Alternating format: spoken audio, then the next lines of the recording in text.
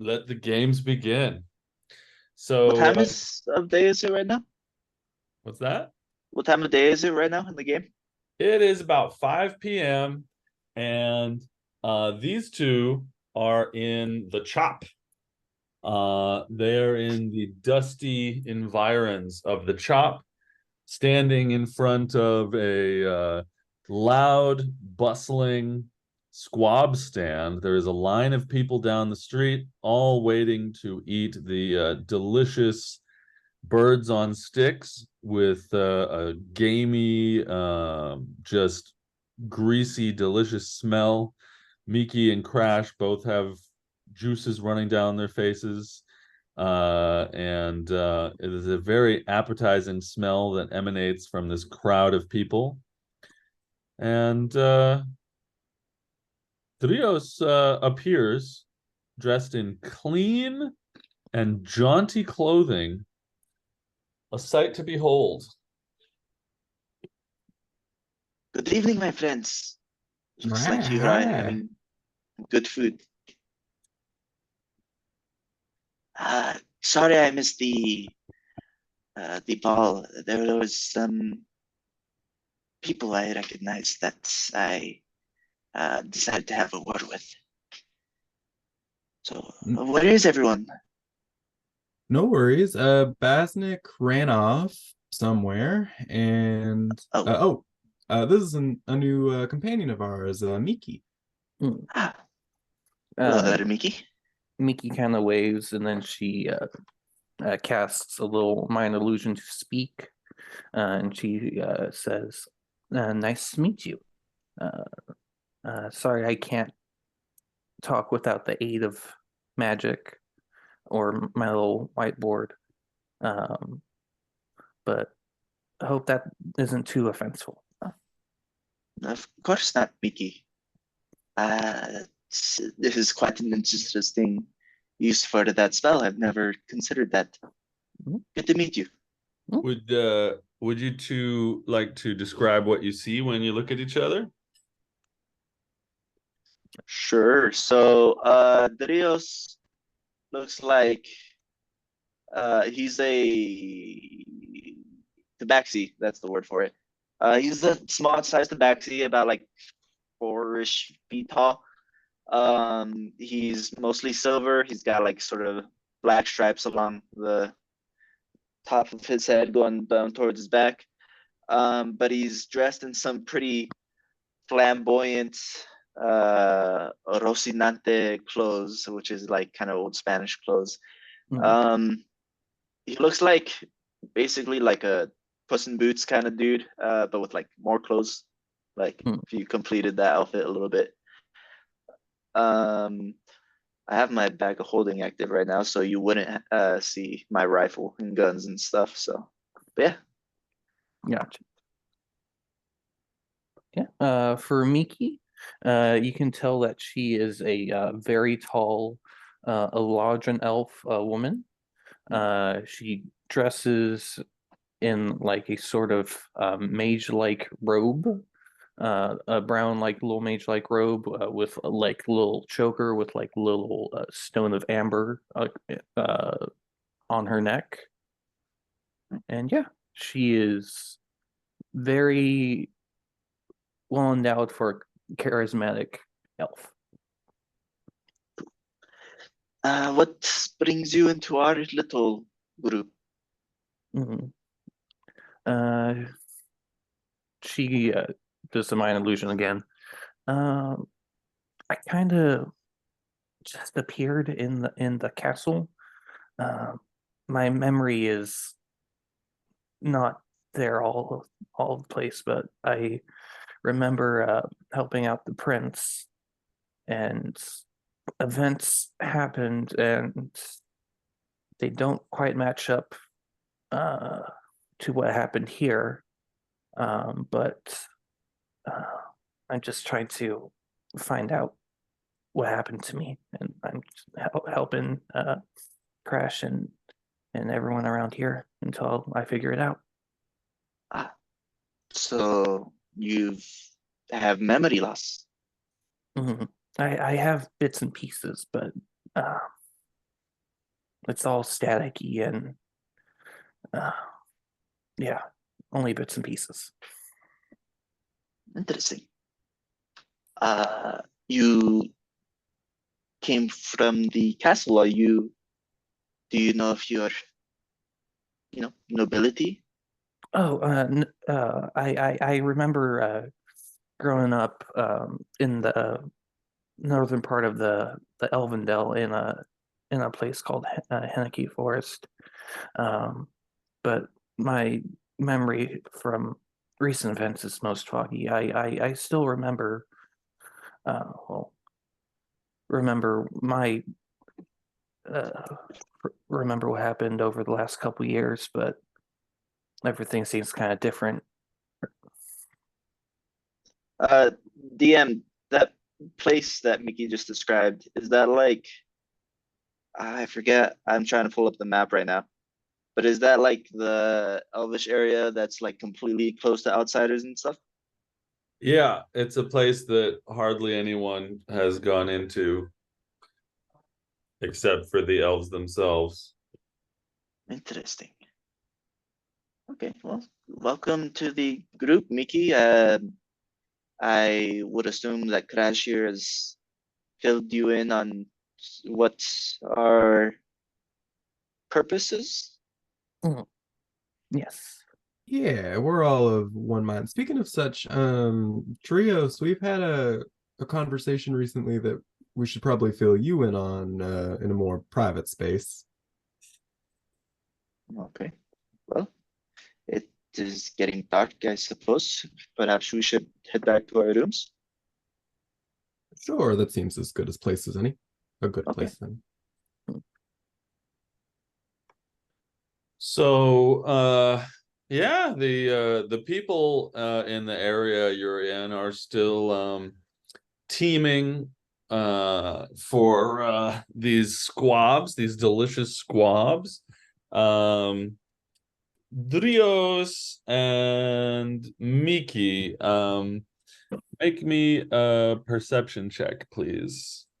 Okay.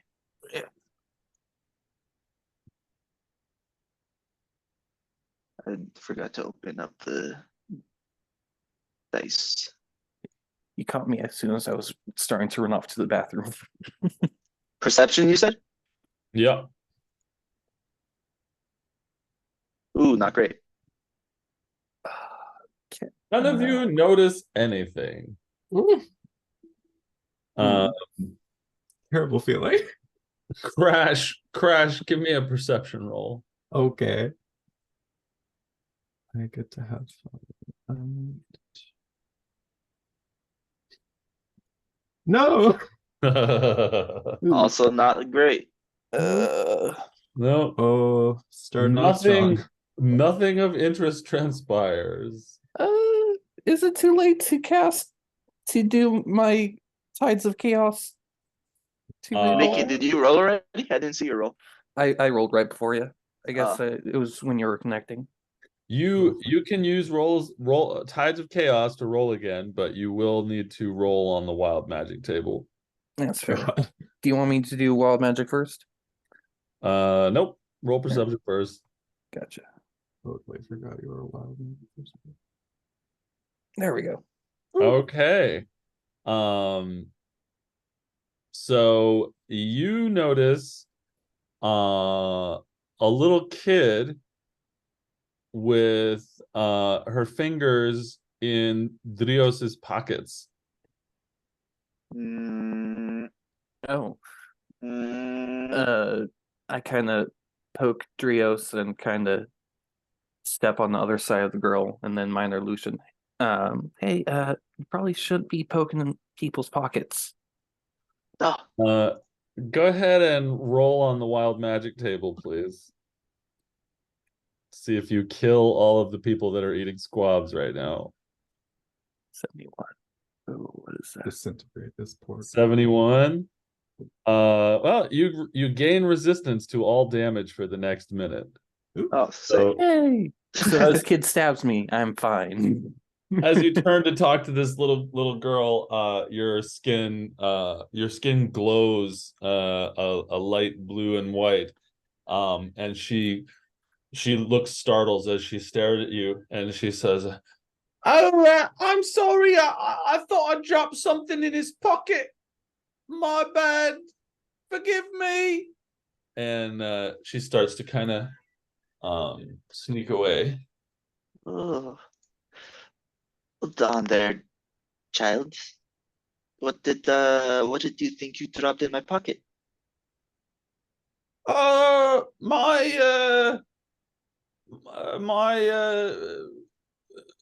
necklace. My necklace. I dropped my necklace in your pocket. I thought, but no. Here it is on me neck. I'm gonna check my pockets real quick just to make sure. Do I have everything? As you are checking your pockets, she starts to slink farther away. I hold on to her. Roll a grapple. You're gonna check. grapple this kid? Oh, it's just like a her in gentle a hand headlock. on her shoulder. Okay. Not like a come here, but just like a She tries to avoid you holding her, so roll a grapple check. Roll an athletics check, gotcha. Athletics. Oh gosh. and I'll publicly roll for her squirming. Oh, it's just a kid. Hopefully Oh there's shit! oh Yeah, she rolled well. Oh my god. You try to hold on to her, but she's like, and she squirms out of your 6'8" hands. I think you probably left your 6'8" out of your description. Yeah. Oh, you're tall. yeah. Due to she was already kind of tall for an elf, and wild magic happened, and she grew like an extra like 6 inches or something like that. Is that permanent? Yeah. Oh, Yeah, so we've got a small tabaxi, like a 3-foot tall tabaxi, and a 6'8" Eladrin.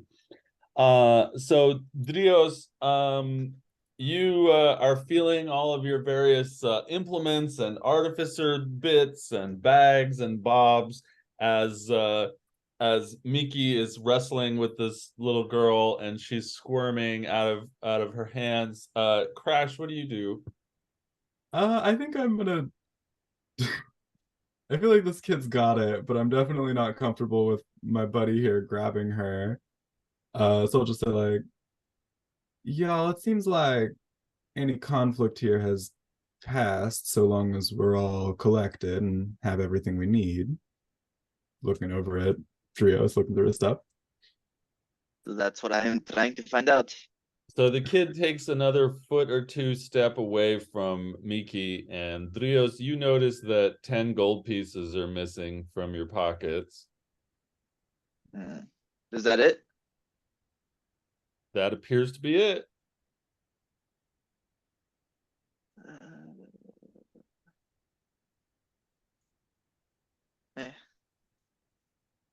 I've been hanging out with what's his name too much. I'll pretend like I'm not missing anything. No, it seems as though I've got everything.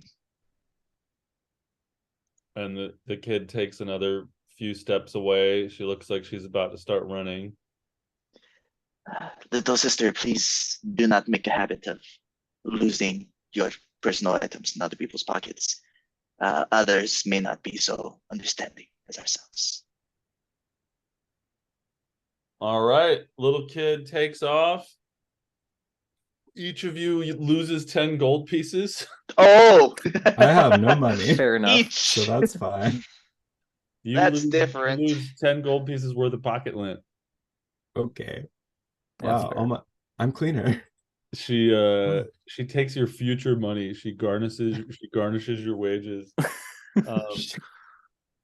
Each of you who has money to lose loses 10 gold pieces. And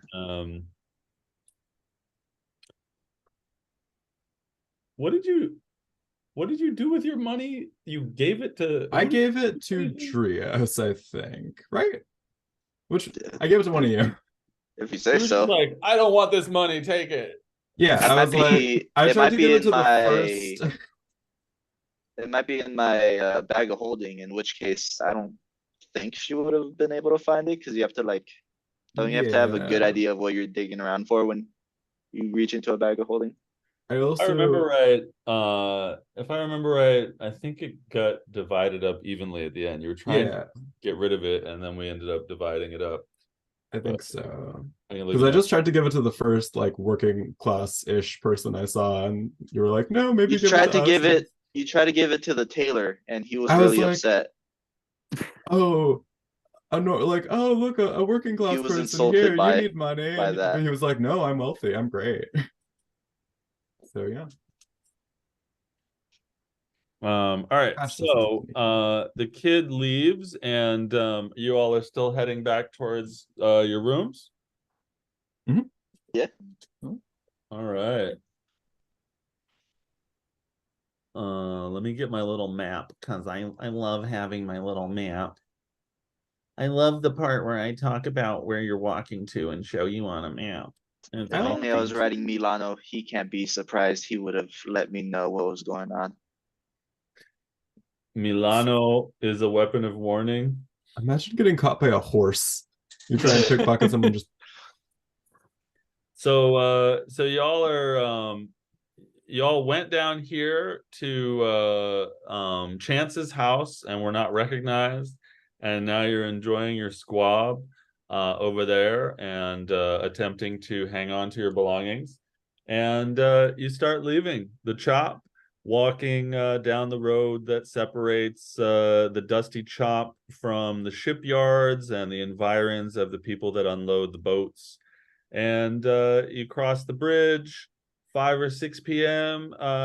It feels like early September would feel in the time of year, in the month of the year that it is here. As you walk past the Travelers District, people drinking, beginning their evening, getting their night on as you pass by the various taverns, and past the Nobles Quarter, where many of the people who you met the night before or the morning, this very morning, many of the people you met this very morning have their lavish and luxurious, extensive compounds. And then back into Castle Dagran, into the walls where the various buildings are, the building for entertainment that houses the brunch balls situation, and under the large metal portcullis and into the keep, where you head to the back, behind the throne room, into the diplomatic living quarters, where you have been stationed, where you've been put up. And yeah, by the time you get there, it's about 7 p.m. And you have a few more hours to kill until your planned rendezvous with Valentis. speaking of which, right, trios. Now that we're in a somewhat safe space to speak, or at least a space we've spoken in before, we're gonna go and sneak into the catacombs. The That the queen, catacombs. yeah, the ones the prince got the queen doing her strange deeds in. I like down at my freshly tailored clothes. Okay. Okay. For sure. Yeah. Yeah, it's not gonna be great, but you know what? I think Valentis is gonna give us a period where the guards are on break there, the guard station there, since he's tight with the military, I guess. Um, so we'll have some time to get in there without any eyes on us. Pretty soon, yeah, just a few hours now. Very well. Okay. Let me prepare myself. Of course.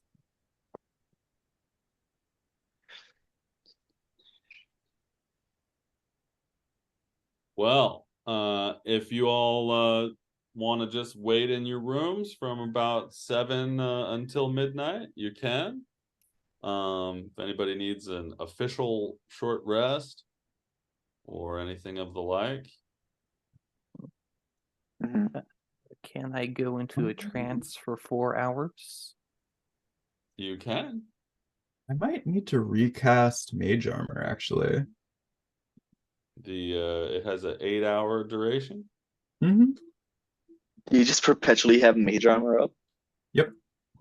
Sick. I- All right. Speaking That's of As that, one should. Why I have a functional armor class. If I don't, I would have an 11. speaking of that, Miki, before going in her trance, also re-ups her mage armor. Yeah, I'll do that. I'll burn the slot. All right. Well, we'll take account of all resources around midnight before heading towards the catacombs. Actually, But Miki meditates for 4 hours, getting the effects of a long rest because she's an elf. But well, come to think of it, what, the last time you slept, Miki?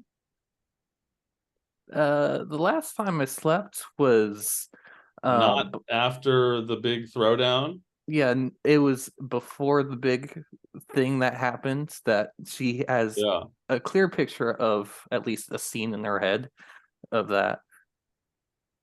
Yeah, so I would say that you can take a long rest by meditating for 4 hours. It's been a long time since you rested. You've been Mm. through a lot. You've seen so much happen and everything's all mixed up in your mind. Mm. It is a great time to meditate for sure. Yeah. And slowly in the course of like her meditation, you see that her skin kind of shifts to a pale white, and her hair kind of goes white as well. And functionally, this is her shifting into winter. Oh shit. ooh. Mm. Her winter form, because she We was in her autumn actually- form. we finally get a new season. Mhm. Woohoo. It just so happens to match with how depressing reality has become for her. She's now sad. She's physically, her sadness is physically manifested. Oh, Mhm. I have some mechanical stuff to run. I think I'm going to I'm going to upcast False Life at a 2nd level. So I get some temp HP. And then I'm going to do a short rest for an arcane recovery to get all my spell slots back. I think that would work. Arcane recovery at level 4 is gonna get you 1 second level spell slot back or 2 first level spell slots back. Ooh, okay. And false life has a duration of 1 hour, so That's you're not true. gonna want to do that. Well, couldn't I do it like right before midnight? Yep. We're still level 4, right?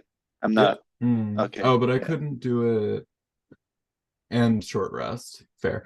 Okay, then I won't do that. It has a duration of 1 hour, so you're gonna want to cast it right before you go into the catacombs. Yeah, I think I'm just losing that 2nd level if I choose to cast that. Okay. Well, I'm still gonna do arcane recovery just to get the 1 first level back. I am with it. All right. Didios, are you doing anything between 7 and midnight?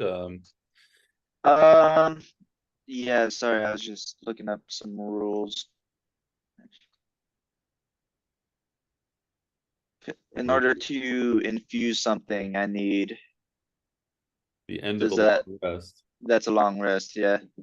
Then, no, I'm good. You got your bag and your gun? Is that the other thing? Yeah, yeah, I unfused my homunculus to refuse the bag. Right on. Well, we'll take stock of resources before we go in. All right. Well, let me know if y'all are just pretty much gonna kick it till midnight, and I will fast forward the clock. Yeah, where's the entrance to the catacombs? Is that like in the castle or is it on castle grounds or? You would have heard by now from Valentis or one of the party members that it is in the basement. It's in the basement, the cellars of the castle. There's an entrance to the catacombs, and the members of the royal family, as well as the high seats of the noble houses, have been buried there for the last 1,000 years. So not a place you can sneak a robot horse into very easily. Well, Valentis told them that he would make sure that the catacombs were unguarded at midnight, so. Yeah, but like, there's no way the actual entrance to the castle itself is unguarded, is what I mean. And I would have to bring him in from outside. So, yeah, Always put that big horse into your bag of holding. it's not a very big bag. I'm not Fair. that skilled. Okay, that's fine. Just keeping stock of what I got.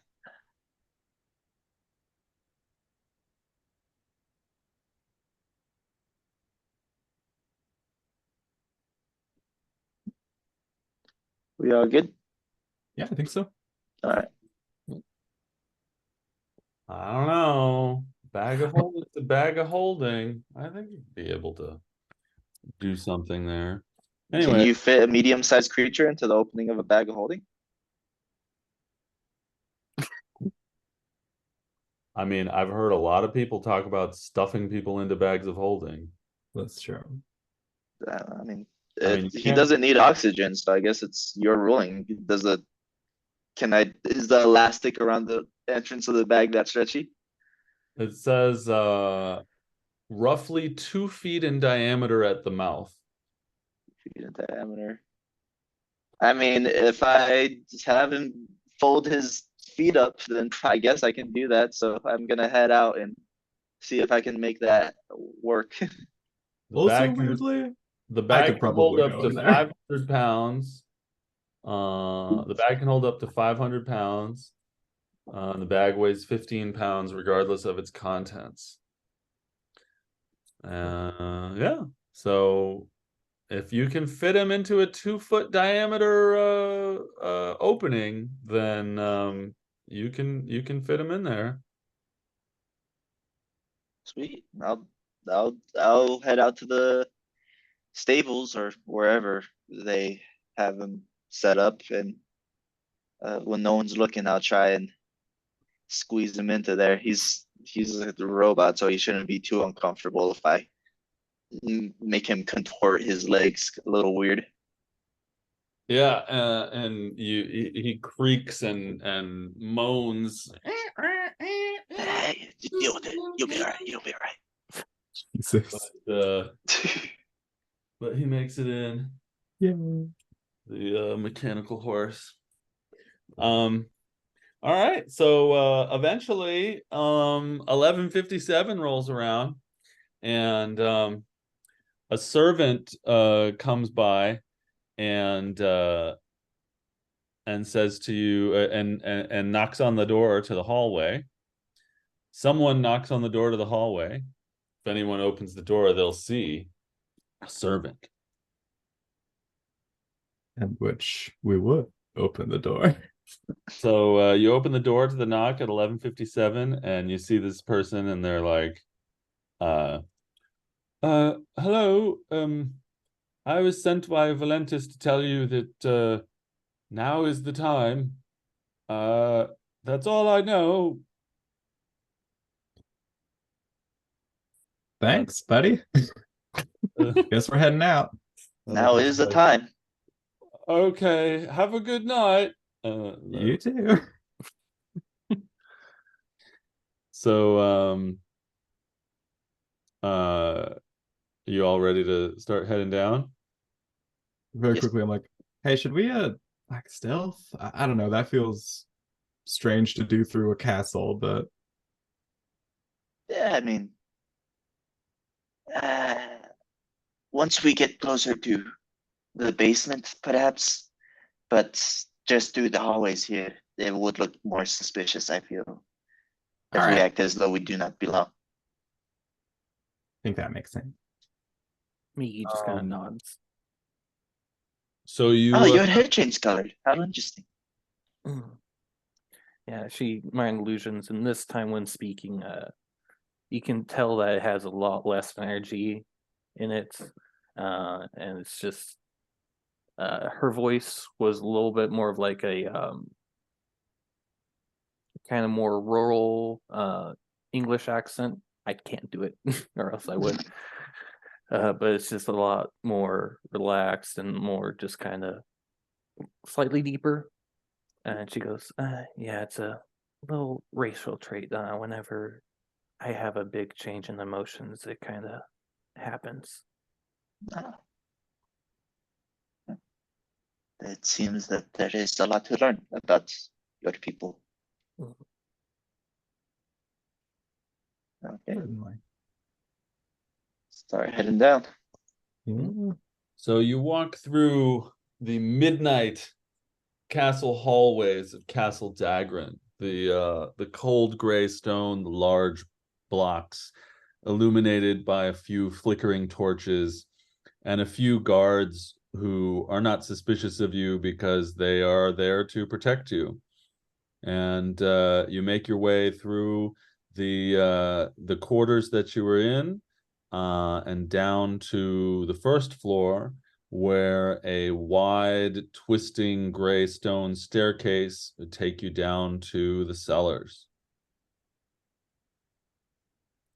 Heading down that way, you find yourself in a large open area. In one direction is the path to the dungeons. In another direction is a path to what looks like a lot of storage space. You see casks of wine and cobwebs and large open rooms. And in another direction, you see, again outlined by flickering torches, a large gray marble door that seems to have runes carved into it, about 100 feet in the distance. Hey, folks, it looks like there are 3 directions to go. Let's split up. I'm kidding. Weren't we supposed to be meeting someone down here? Oh, right, yeah. I think it would be the marble, that one. Okay, Pointing. Yeah. very well. Heading You down the one she pointed. you head down to that door. It's a very large and well polished marble door with runes all around the edges of it. And you can tell that normally the door would be tightly fitted into the door frame, but in this case, it is cracked open a little bit. There's just a couple inches of the marble door that is pushed out, not flush with the frame.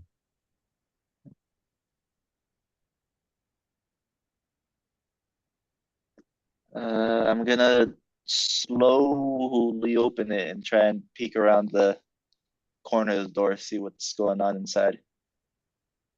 As you pull it,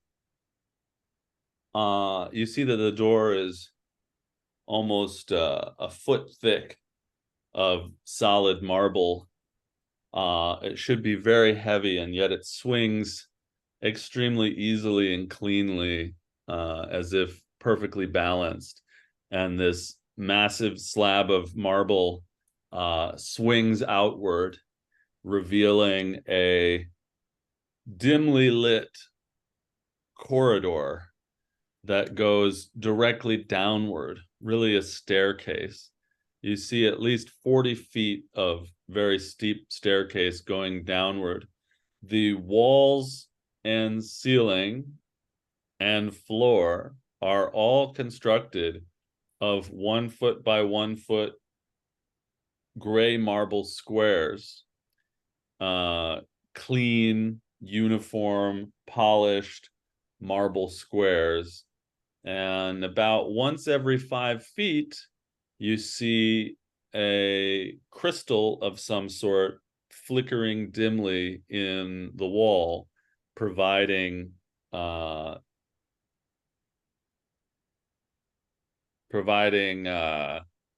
uniform dim light.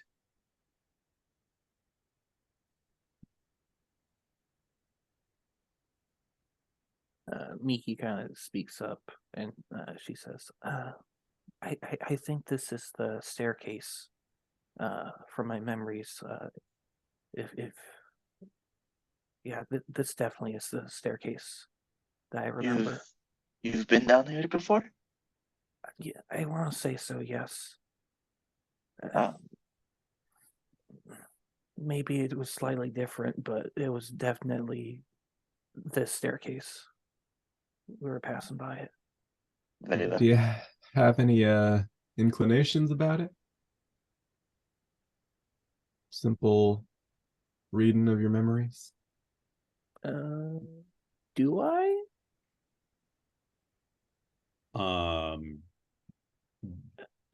Yeah, this looks like the staircase in your memories.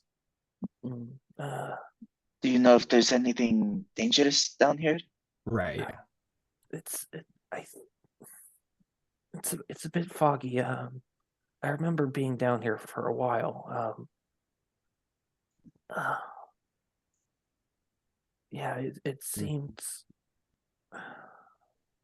I think there was stuff down here. Very well.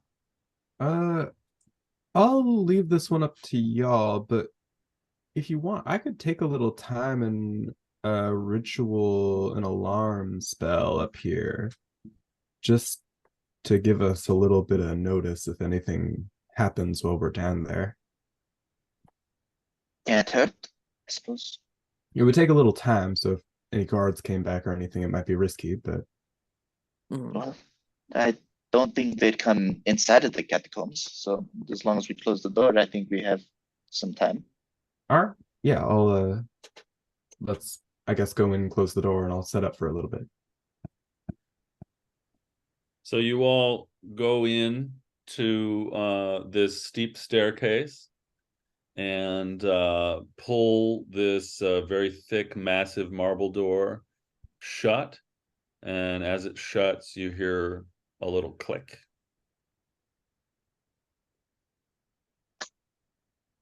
I didn't like how that sounded. I was thinking we should have left a gap. All right, that's unfortunate. Well, that was kind of what I was worried about with the whole alarm spin.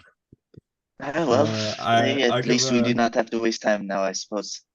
give a kind push on the door just to see if it is locked. It appears to be locked. God damn it. Oof. Very well, I Right. suppose. Yeah, that already seems like a bit of a difference. I guess I could still cast alarm, see if it opens. I suppose it cannot hurt. All right. I guess I'll take 10 minutes. So you all stand on the this marble staircase, the uniform 1 foot by 1 foot gray marble squares, and the very steep staircase going about 40 feet straight down as your friend casts alarm. What does that look like? What do you do? Oh, I was just thinking of that. I think it's silver. I think my fingertip kind of draws out into a claw, which is sort of the same like color as my fur, since it's all covered in this weird like dark shiny metal. And then my hand has some sort of silver runic symbols that appear on the back of it.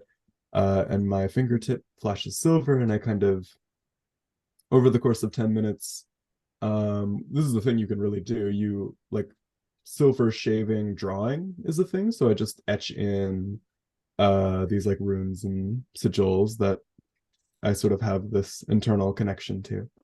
That you see, I think by the end of it, you realize they kind of light up like the runes that I'm drawing out, kind of light up in conjunction to the sounds that the bells on my ears are making. So these like bell earrings I have kind of seem to have some subtle connection to this thing that I'm doing. Nice. And does this do anything to your ward?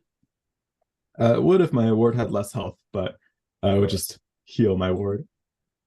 So let me see here. Let me pull up a little something real quick.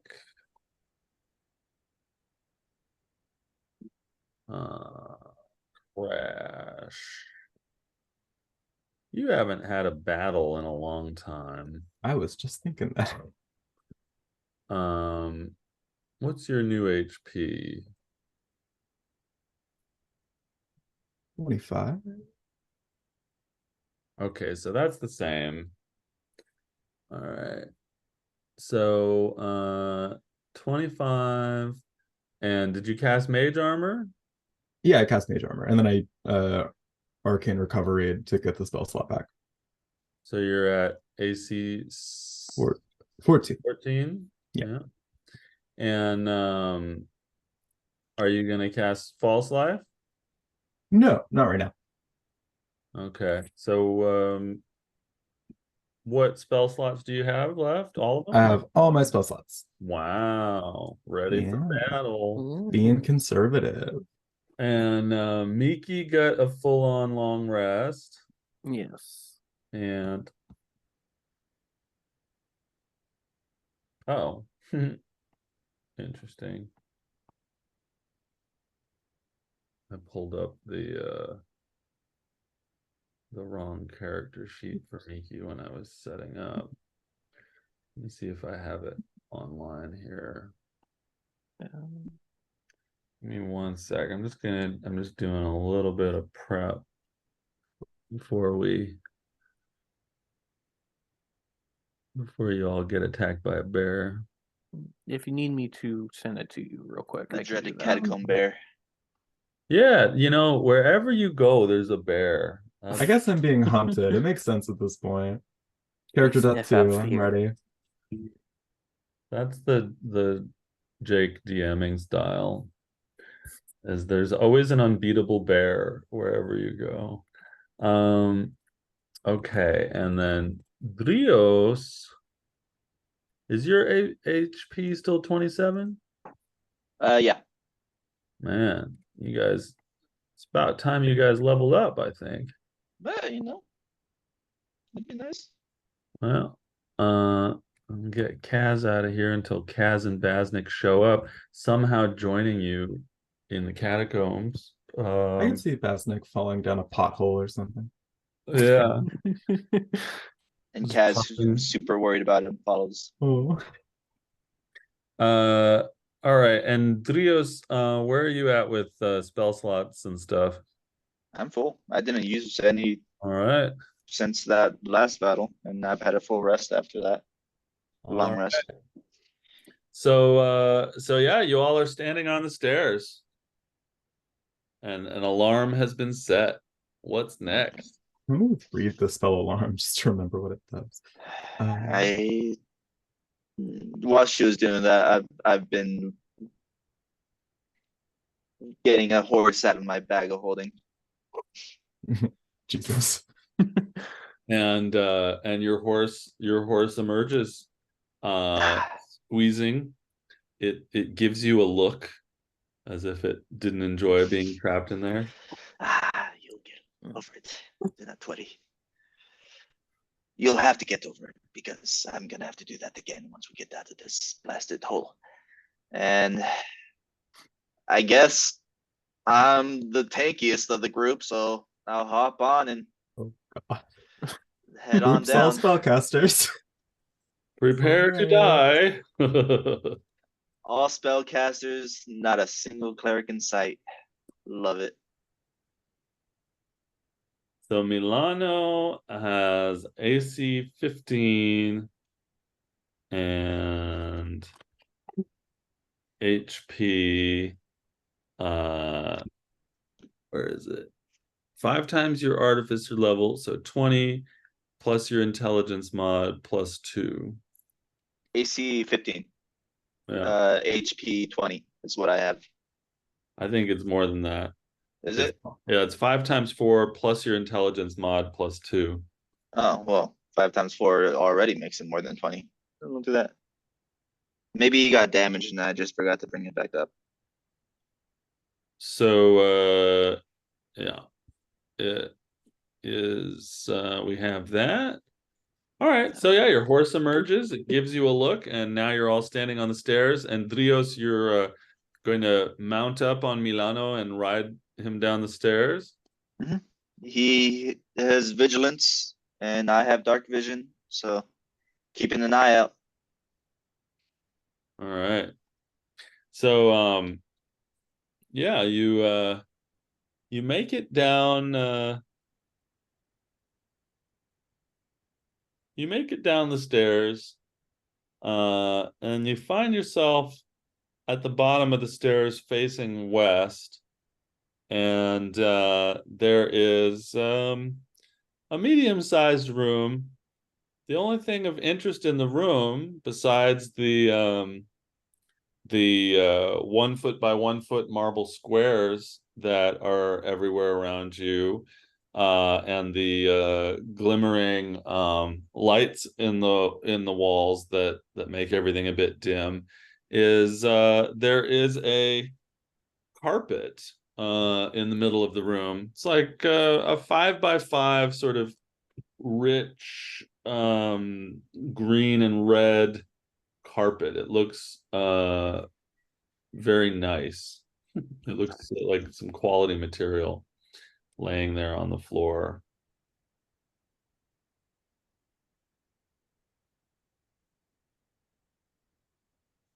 Is there any just loose rocks laying around? No. Can I mold earth a loose rock to give to Drios? I was just gonna toss a rock onto it, That see if was- anything happens. You could toss a coin. I can't toss a coin. I do seem to be giving out coins lately. I'll do it. You toss a coin onto the rug, and the coin just lands on the rug. Mm, So you all entered down a staircase that is in the southeast corner of the room, and you notice that there is a door in the northeast corner of the room. And beyond that, it's this medium-sized room that has this carpet in the middle of the room. Are there, did you say there's other doors to this room or other exits and entrances? Yeah, the room is very clean. That's why there's no stones. It's just polished 1 foot by 1 foot gray marble squares. And you entered through a staircase that's in the southeast corner of the room. And there is a door in the northeast corner of the room that you see. I do not trust this rug.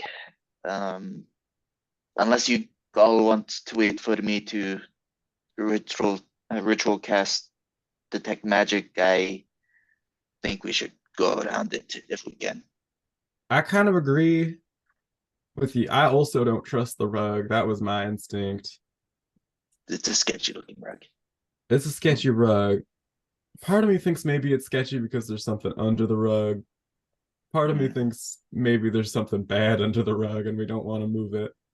It's a good thought. I'm gonna cast Mage Hand and see if I can toss up a corner of the rug, see if there's anything under it or if it reacts in any way.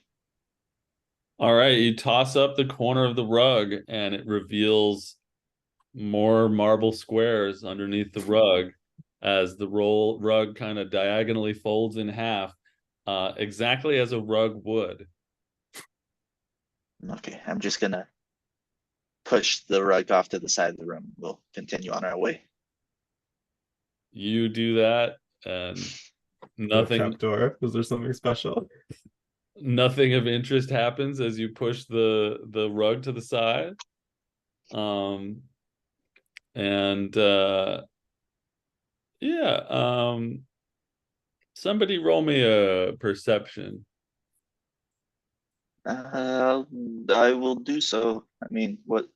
Yeah, perception plus 3. I have proficiency. Can I grant help action? Sure. Yay. Advantage. Nice. I needed that. 22.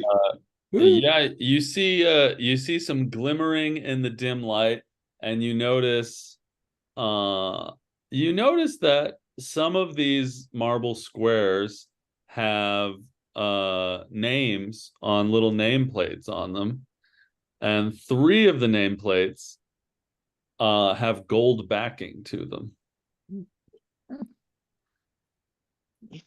Do I recognize any of the names? See if they're like previous rulers of the kingdom or. The 3 names that you see, I've placed in the chat as they're the 3 names that have the gold backings. Mhm. You do see a few other names with just metal backings, and you can roll history regarding recognizing them. Okay.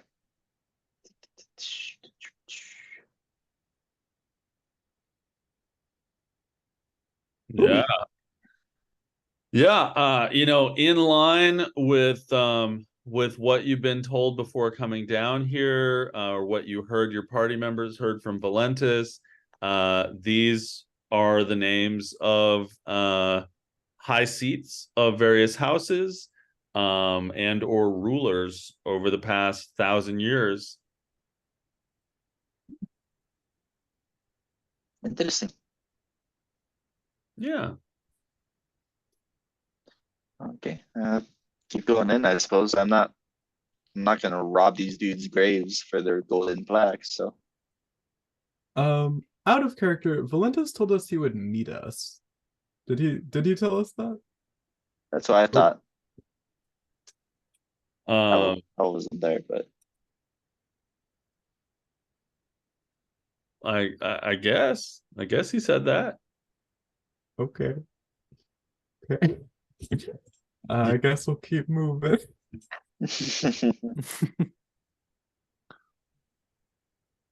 So yeah, you entered through the stairs in the southeast corner of this room. You inspected a rug that was in the center of this medium-sized room, and there you noticed these a few of the nameplates on the walls, and there's a door in the northeastern corner of this room. I'm gonna check the door for traps. Okay, roll perception. I don't trust anything. Perception plus 3. 14. The door does not appear to be trapped, but it does appear to be locked. Is there any keyholes or anything? Yes. Okay. Does this character have thieves tools? So I'll check. He's proficient in thieves tools, but he doesn't own a freaking thief tool. Oh, he does own a thief tool. I'm gonna attempt to pick it. All right. Let's roll that ish. All right. So what is that? Sleight of hand plus proficiency? Just sleight of hand, yeah, just sleight of hand. Just sleight of hand. Okay.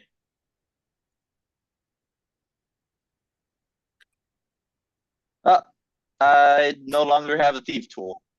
Oh. Oh. Well, guess y'all are stuck here forever. Yeah. The end days. Knocking on the door, does it feel like it's also massive granite, super unbreakable door? No, this is a wooden door. It's a wooden door. How does its hinges look? Are the hinges in good repair? Are they rusty? With your 14 perception roll, these look like old but fine hinges.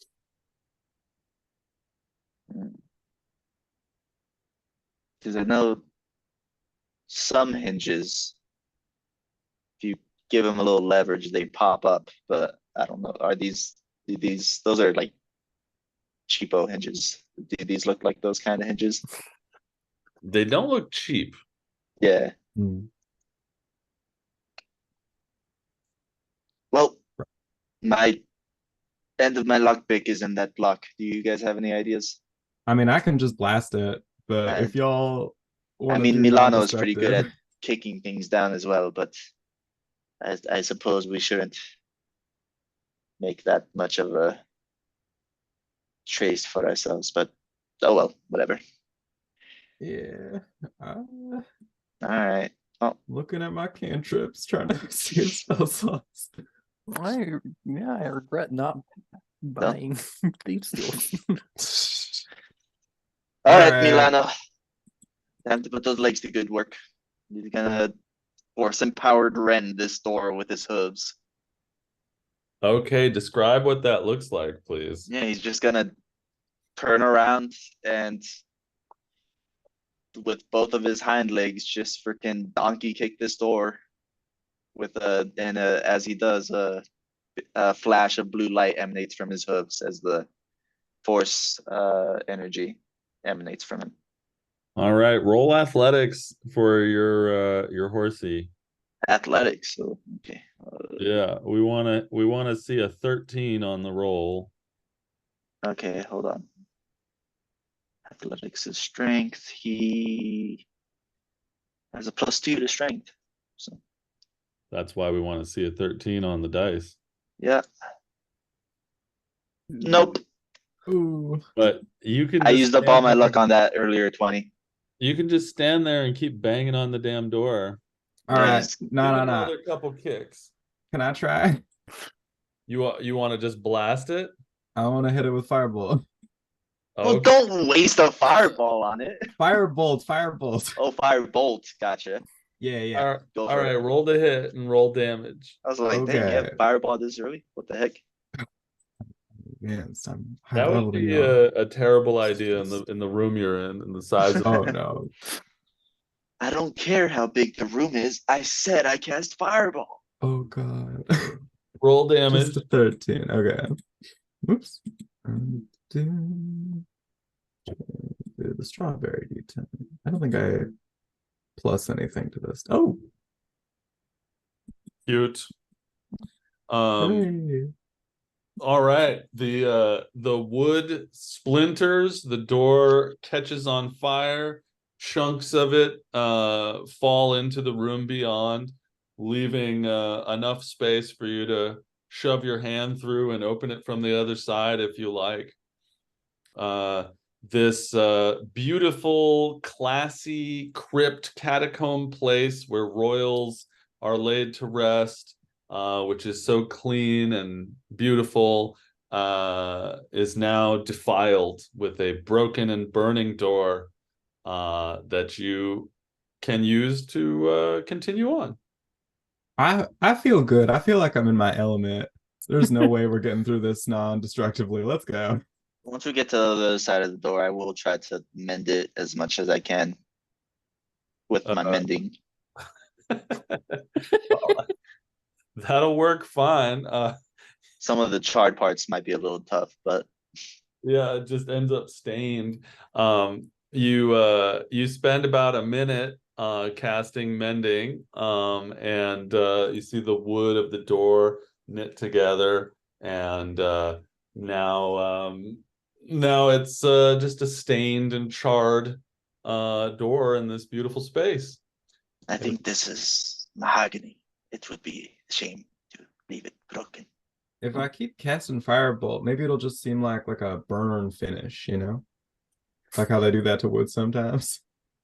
Yes, I mean, even it out, I guess, but don't break it this time. Also, I do not know if there's a steady flow of oxygen down here. The Oh, fire that's a great point. may suffocate us if we keep doing that. By the way, what's the room we're in look like? This is This is a square, what feels like a waiting room of sorts. It's a cubic room with some benches, marble benches along the walls. You see in the northwestern corner of the room a niche, a little alcove that has some kind of statue or figure in it, and you see a door in the northeastern corner of the room. And you entered from the southwestern corner of the room in this little squarey square of a room. Can I roll some kind of Same check thing as about that idol? Yeah, well, I mean, first you got to walk over to it and look at it with your eyes. I guess I'll do that. All right. I'm gonna check every spot that I can for traps. Okay. Well, both of you roll me perception. Okay. Okay. Am I rolling to the idol or? Let's see. Eve, you rolled a 15, perceptionizing the idol, and Drios is examining the room for traps with a 13. You don't find traps in the room. Crash, you go and take a look at this thing, and what you see is a statue of a raven that is on a perch, and it appears to be made of pewter of some sort. And it's a statue of a raven on a perch, and it's sitting in an alcove in the northwestern corner of the room. And yeah, and then there's a door in the northeastern corner. Do I know if the raven has any like religious significance or? Yeah, that's kind of what I was gunning for. Well, you would know that the raven is associated with Tactilius, one of the 10 gods, and that the temple of Tactilius and Gazul is the raven and hyena temple. There was a representative of Tactilius at the brunch ball.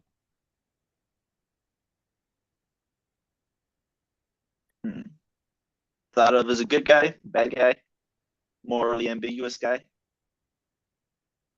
Tactilius. If you're asking, you can roll history and I'll tell you what you know about it based on. Okay. I'm just trying to see if this lady is evil. What is my history? Hold on. Evil, evil. Guilty. Guilty, I say guilty. 12. Well, well, you know that the god Tactilius is known for ambition. Tactilius is ambition and Gazul is hedonism. And that the temple of Tactilius Gazul is one of those religions where you have to pay money to go higher in the temple. So the higher levels are pretty expensive. And that they have a lavish temple with lots of gold and marble, and that followers of Tactilius are often involved in politics because of their interest in ambition. And you know that Hortense Bancroft, the pontiff from Tactilius, who was at the brunch ball, sits on the Queen's small council. You remember all of that as you take in this raven on a perch pewter statue in the niche in the northwestern corner of the room.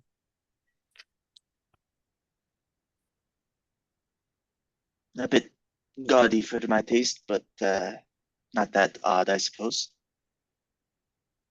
Not at all. Especially considering this isn't necessarily the queen's personal quarters, even if she's up to some illicit affairs down here. Okay, well. Looking around, is the raven the only thing of note in this room? It's a cube-shaped room, marble benches along the sides. It appears to be some kind of waiting room. You have that statue in a niche there, and then you have a door in the northeastern corner. And those appear to be the things of note. Okay. I'm gonna walk over to the door. Those thieves' tools, are they just gone, or like, do I have multiple picks? I don't know how to. Well, you decided that you lost them and stuck them in the door, so I'm just yes-anding you. Okay, I Roll don't the know. one, so now you It don't was a have natty one. Yeah. Is it locked? It is. Dang, Uh, talk about security in Fine. this place. Miki's Molten. gonna try to go up to the door and using two of her daggers as makeshift lockpicking tools. Can't she do that and try I to mean- pick it? Sure. I've opened the door with a credit card before, so dagger shouldn't be that difficult. Yeah, we can do a sleight of hand at disadvantage and see what happens. Hey Trios, maybe you should use your cool proficiency in that skill to help her. I mean, I'll help, I suppose. I mean, She it didn't also go too well last time. It's kind of shot up my confidence. So But I'll help. the disadvantage would cancel that out. Mhm. The help would cancel out the disadvantage. We get a flat roll. Let me hear a description of this strange event. Yeah, so she's going to stick in her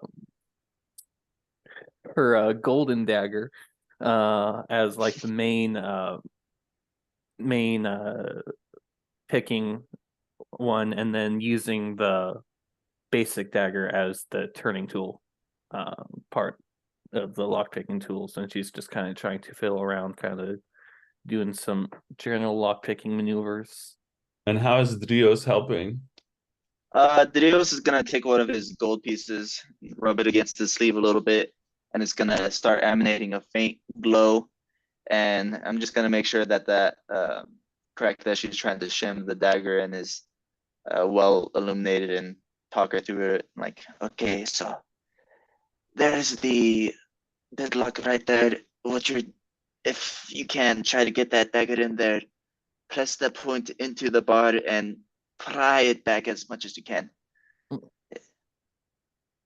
Crash, just- what are you doing during this? I'm gonna ready what's my spell?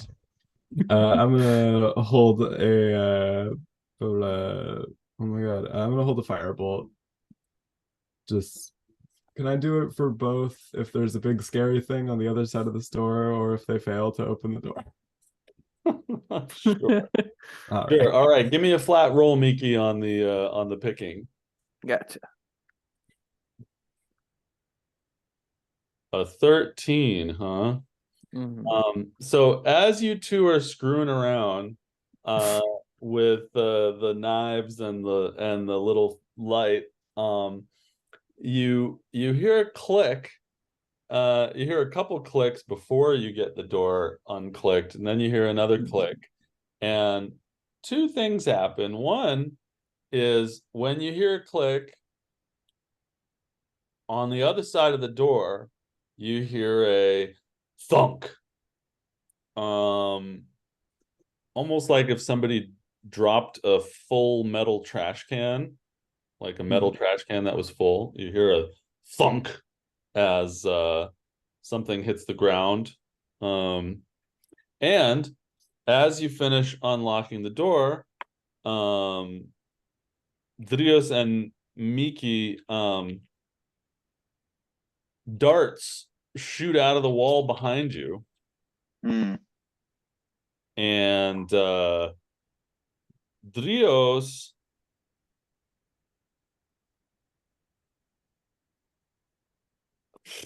and Miki, you are both missed by the darts Oof. Crash. that jag into the door frame and door jamb around you. And upon the sound of all of those darts hitting the door, behind the door, you hear another sound. This one sounding like a frying pan sliding across a stove, kind of.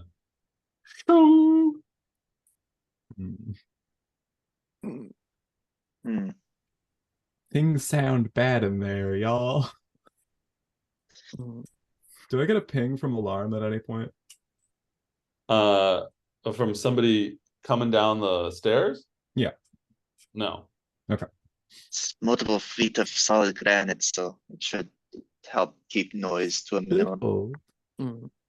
I mean, is the door still locked? Yeah, It is is it locked. it's still locked. It is unlocked. Oh, it's Oh, it is unlocked. unlocked. Oh, okay. Maybe we should take a step back, Andreas. You can do that trick with the magic Yeah, hand. that is what I was thinking as well. Okay, everyone, 10 feet back. Mm. So you're throwing open the door with mage hand? Yes, sir. Okay. You throw open the door with mage hand, and on the other side of the door, you see a suit of armor standing there. Mhm.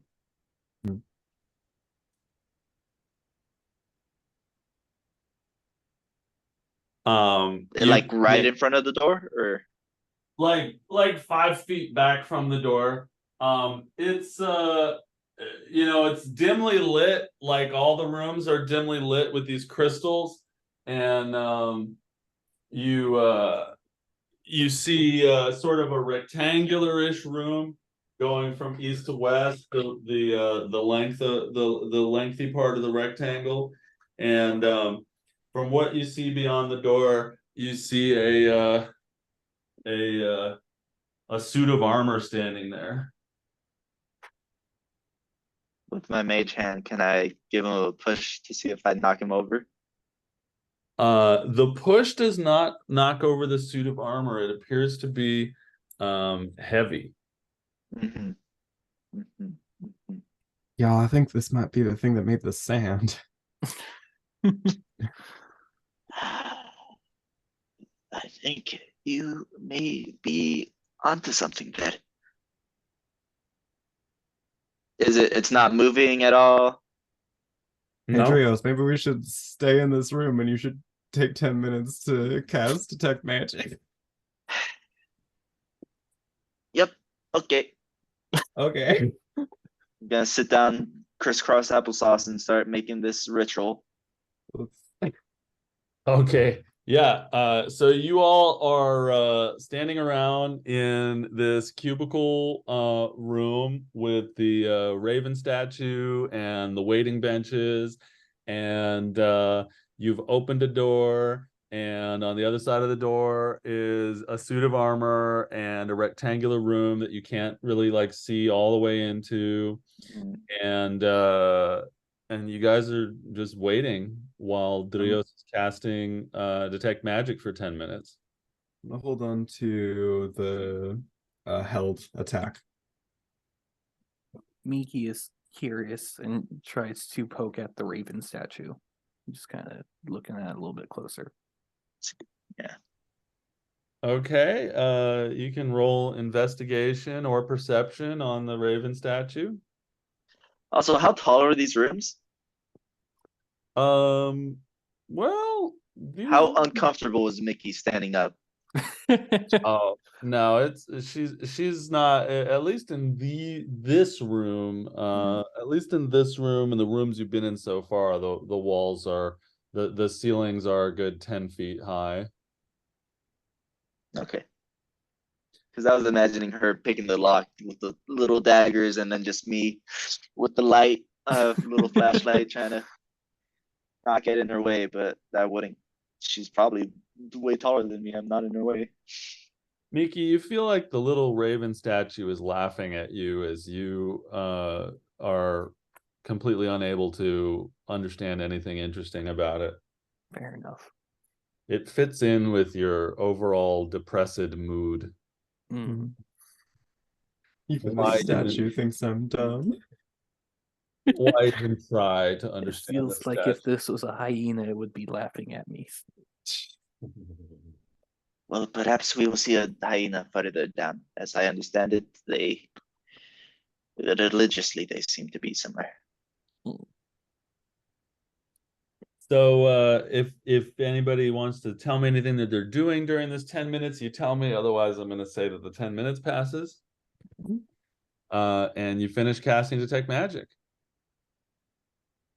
Is magic? And so Magic. you get the sense of whether there is magic within 30 feet of you, and then you can use your action to make it glow.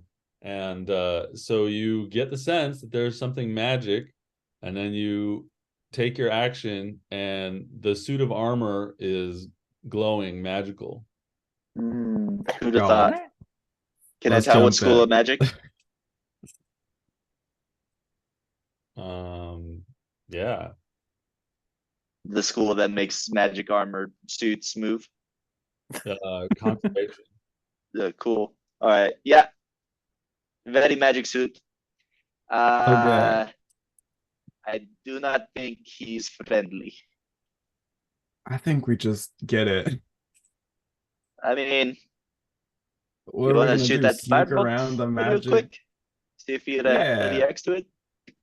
I mean, Well, when you say I do not think he's friendly, you will need to roll for initiative.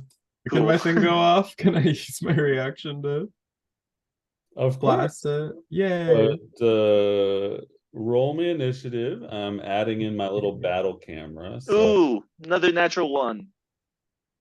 touch Initiative is what I'm supposed to be good at, so it's an 8. +7 to Queen initiative. 5. Yeah.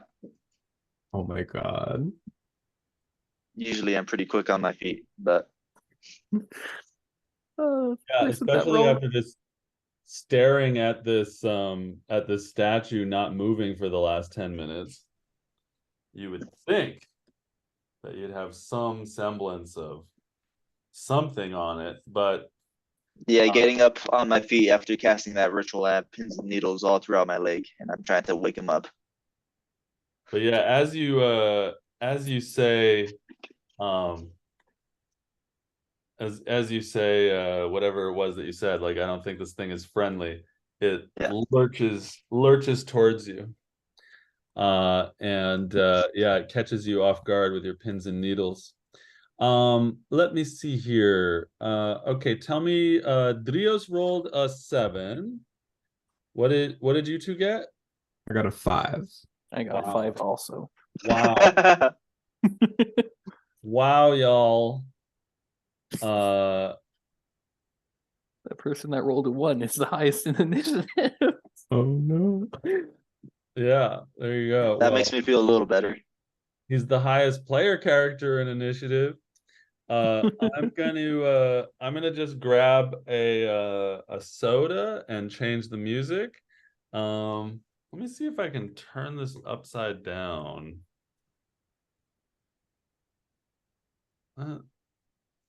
I'd love to have it upside. Oh, you know what I can do to make that upside down? I know what I can do. So I can Whoa. let's make everybody sick like they're on. I can turn this. Oh, Wow. It's Yeah. all right, guys. You know what? Well, you know what's made medieval suits of armors obsolete? Firearms, and I know a thing or two about firearms, so we'll be Oh, man. good to go. Think, do great. Yeah, DM didn't think about that when he built this encounter. Gonna be easy peasy, especially with Yeah. me up front. Look at that. Woo. Woo-hoo. All right. I'm just gonna grab a soda, do a 30-second biological run, and then these things will take a hack at you. And we'll hope that you can survive. I will be right back as well. Same here.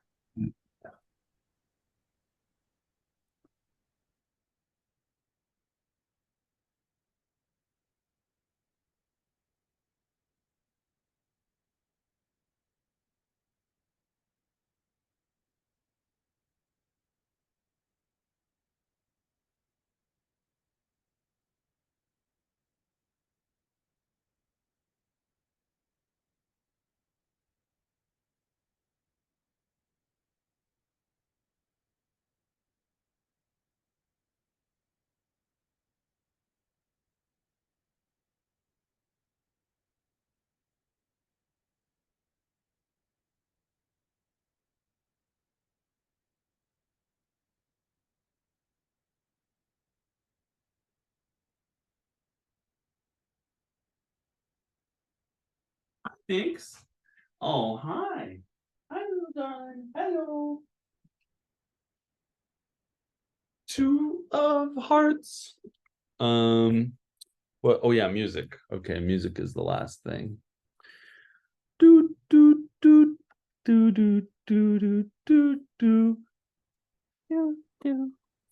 We should battle to two of hearts. Two of hearts.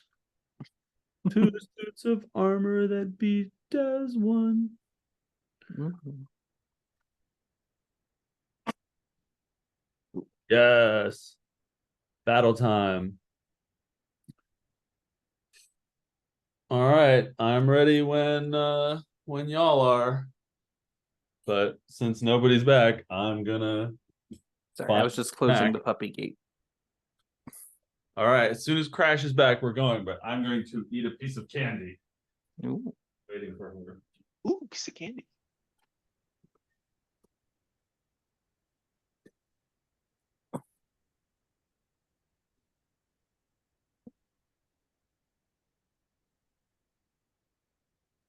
What's this guy's name? Orion. All right. Yeah. I was just putting on his Halloween costume. Wow, look at that. You're gonna have to battle that next. A dog in a clown costume shows up. Is it to scale to our minis? It's a freaking gigantoid dog. Yeah, it's a humongous dog. Oh no. Ah, Orion, you're so scary in your costume. The scariest of costumes. A clown. We watched Smile right before this game. Mm. Scared the crap out of me. Have you all seen it? No, Not a it's big horror movie guy. What's it about? I don't think you'd like it because it's about an evil entity that possesses people, messes with people. Okay. yeah. I don't get But scared easily, but like gory horror movies, gore and like blood and stuff, that doesn't make me feel very nice. yeah, I don't like gore. I don't like gory horror movies like Hostel that are just there for the grossness. Yeah. Mm. All But right. like stuff like Saw, like I don't know, it doesn't scare me, but I'm like, I'm not having fun right now. We are back and these people are in for it. Dios This armor, when it hears you say, like, I don't think they're friendly, it reaches over and pulls off one of its armor arms, Oh, and it whips it at you, whoa! and it hits, and it does lame. It does 4 damage to you, Bong. taking you to 23 out of 27. But roll a strength save as this large hunk of armor slams into this small creature. Okay.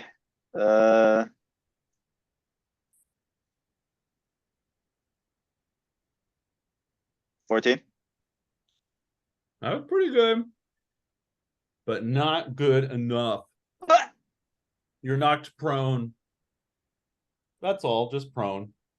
Okay. And the thing steps up to the door and punches you while you're down.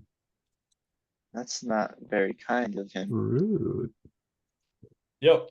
And it's just a suit of armor. And so the arm that it removed is replaced by space.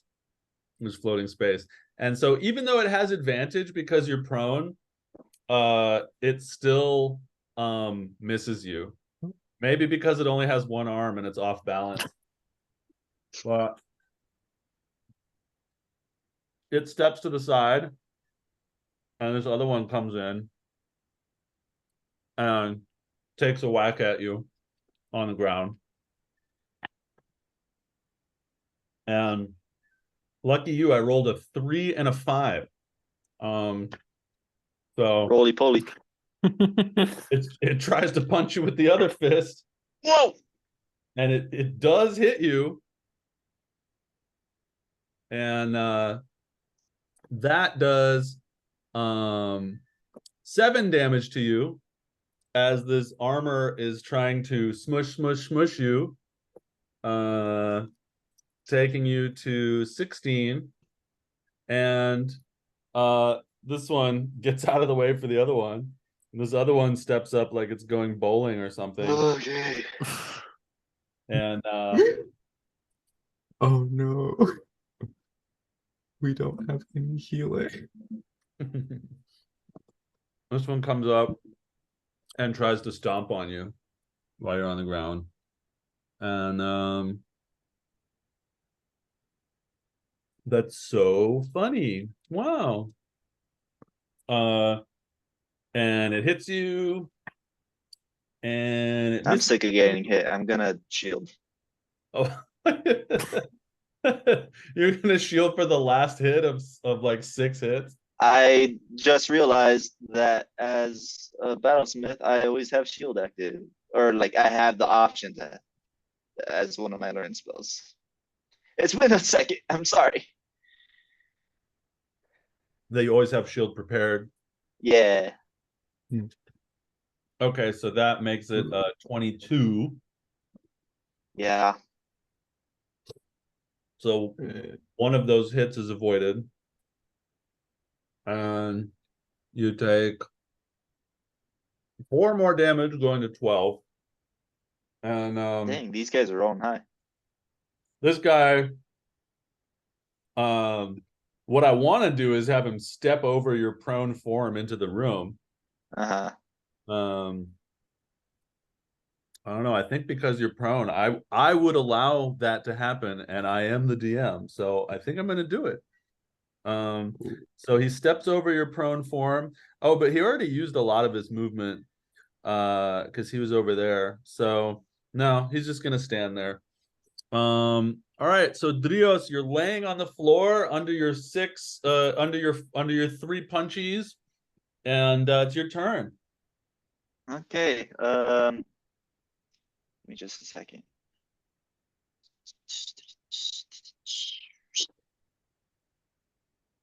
Yeah. I'm gonna get up, I suppose. That's a good idea. And I'm gonna go back 2 spaces so that I'm right up next to my horse. That's 3 opportunity attacks. 3? Yeah, they're all by the They're door. all engaged. Yeah, but I mean, only like one is actually in front of the door. They're all engaged with you. Okay, well, time to pull out my boomstick, I guess. I'm gonna shoot the guy in front of me. At disadvantage because he's in front of you. Yeah. Cool. You can always disengage. You could disengage as an action and try to squeeze by them into the room, or disengage as an action and go into the back corner and then cast a bonus action spell. Oh, Actually, can I talk? do I have bonus action spells? Hold on. Supposedly on your turn, but I'll let you say something. Okay.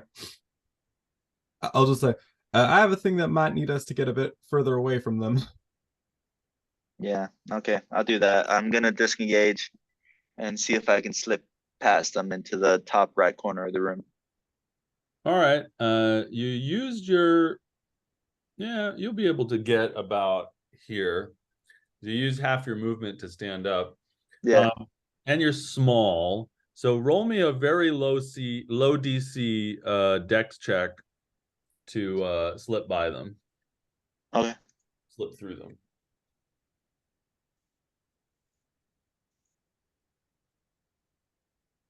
Okay. 14. So you make it by them, and you go back over here, and they slowly and dumbly regard you as you pass. All right. And for bonus action, I'm gonna have Milano try and force him power rend his way and blast his way through them if he can, or and through the guy like right in front of the door. Okay. Let's roll to hit for him. +5 to hit. 20. Okay, that hits the and you should know that because it's armor, it's very armored. But he hits the armored armor and roll damage. Mhm.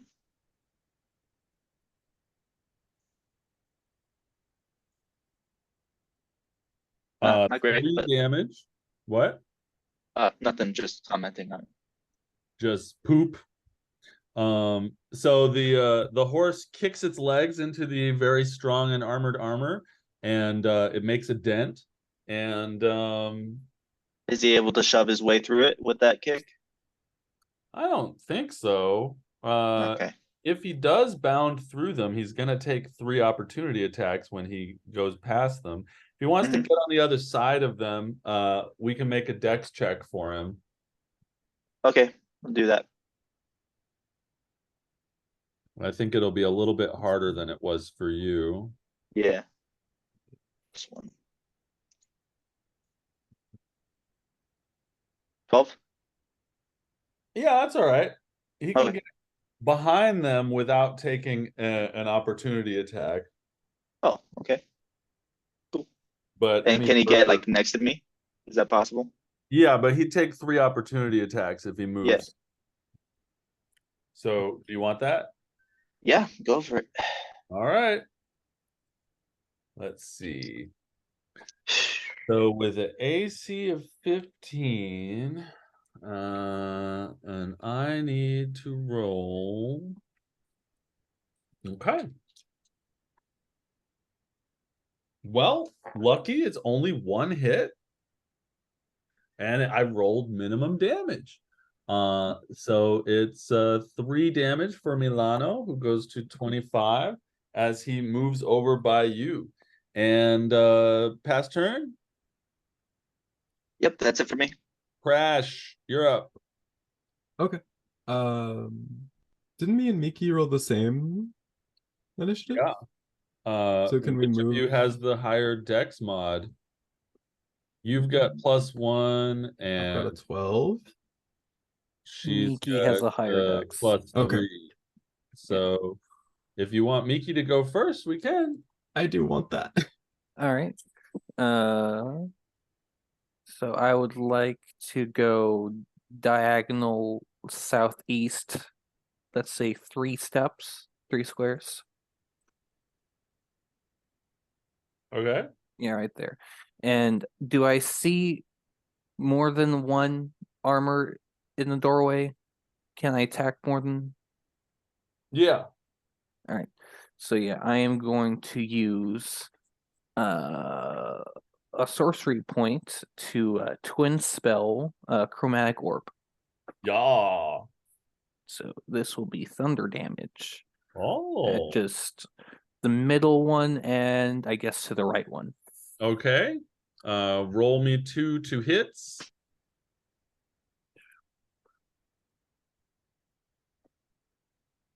Hit. 18 and Hit. 22. Cool. All right. Roll me 2 damages. And if I am right, that is 3d8. Oh yeah. So first Thunder one, from down under. the first one 8 is damage to the middle one. And 16 damage to the right one.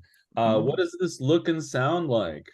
yeah. So Miki, she just takes both her hands and kind of passes it right by her gem, just kind of going, and then her hands kind of light up with kind of 2 orbs, and then it gets like a little bit of thunderish kind of energy, and she just kind of like shoots both like little spheres of thunder energy at these armors.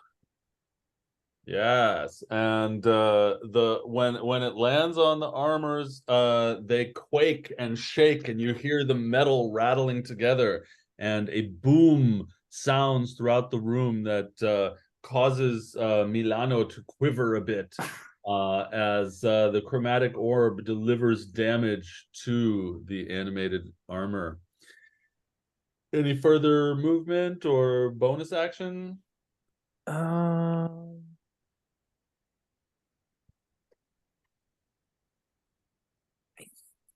think I think that's it for right now. The 6'8" Miki impresses you all with her power, and as the thunder reverberates through the room, it also reverberates through her body as she must roll on the wild magic table. I forgot. Atlanta. Are you the kind that rolls every time? Maybe. I'm the kind that Oh rolls no. more frequently than most. I got a nice number. Hey. 69. Oh, interesting. Each creature within 30 feet of you becomes invisible for the next minute. Oh. The invisibility ends on a creature when it attacks or casts a spell. 5, 10, 15, 20, 25, 30. Yeah, I think that means everybody becomes invisible. Huh. All the armors and all the people are now invisible. Wait, me too? Am I in that range? Yeah, I mean 5, 10, 15, 20, 25, 30. Hmm. You're there. You're within 30 feet of her. Everyone is invisible. That is and you will lose your invisibility when you attack or whatever. Hey, Fergus, what are you doing? Wow. All Oh, of a sudden, Fergus. 10, a 15, giant 20. cat shows up. Ah. All right. Any other movement, or are you good as invisible? I'm gonna move 1 square south, and then that's it. Okay. All right, Crash, you're up. All right, Crash will say, sorry, y'all, that door you worked so hard on opening is probably not going to survive this. And I'm going to cast Shatter centered on the one in the center of the 3. Nice. All right. I'm gonna roll some saves. Okay, and fun thing about this, they all have disadvantage because non-organic material has disadvantage on the save. All right. All right, and this is this a con save? What is it? Oh, that's a good question. This is a It was a yeah, con con save. save. Okay, so we've got a 12, Fails. So a 13. oh, I dropped my dice. No. Oh no. We've got a 12, we've got a 10, and we've got a a 15. Ah, okay, the 15 succeeds. All right, so the leftmost and the middle one fail. All right. Go ahead and roll your 3d8 thunder So, damage. oh God, that's almost max. Okay, that's 22 for Yep, the and 11 two for that the failed and fail, 11. or 11 All for the right. pass. Let me just do my math, and then I will ask you about thoughts. Okay, so Sure. the one in the middle dies. The one on the right gets very That's not. fucked up, and the one on the left is not looking good. Um, you're welcome to describe what this looks like. For sure. I guess you hear a voice from a corner that is invisible, and then appearing from thin air, Crash has runic I think I haven't decided about this yet, but I think the runes when they appear over her hand are white, like her eyes, this like stark kind of glowing white. And I think they wrap around the bells that mark her ears, these earrings that make this kind of weird rhythmic arcane sound. The resonates, her eyes glow, her hand glows with these white runes, and stemming from that space, um, white hot. I guess it's burning. I think it's still metal. It's burning liquid silver. Expands in like arcs of like metal shaped as lightning.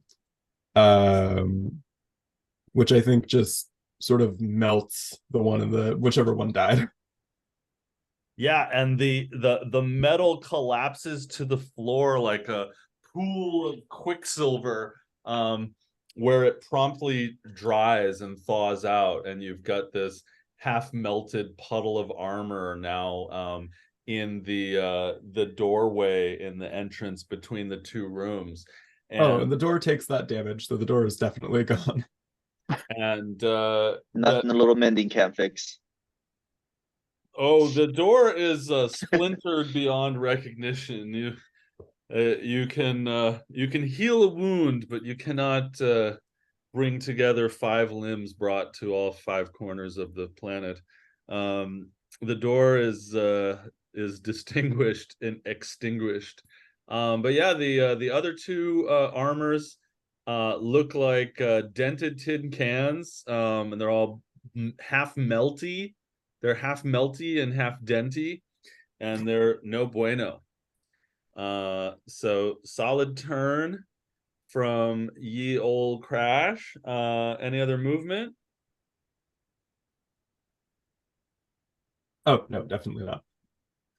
All right, so back to the armors. The armors are not too happy, and this one invisibly steps into the room, and there's only one visible person right now, and that's you, and you cause some damage.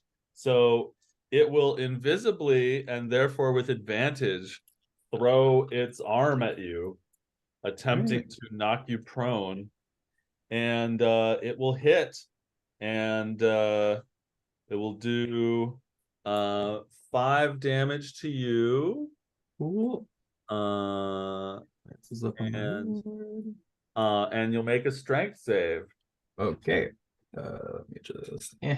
Oh, that'll be fine. Strength, just D20.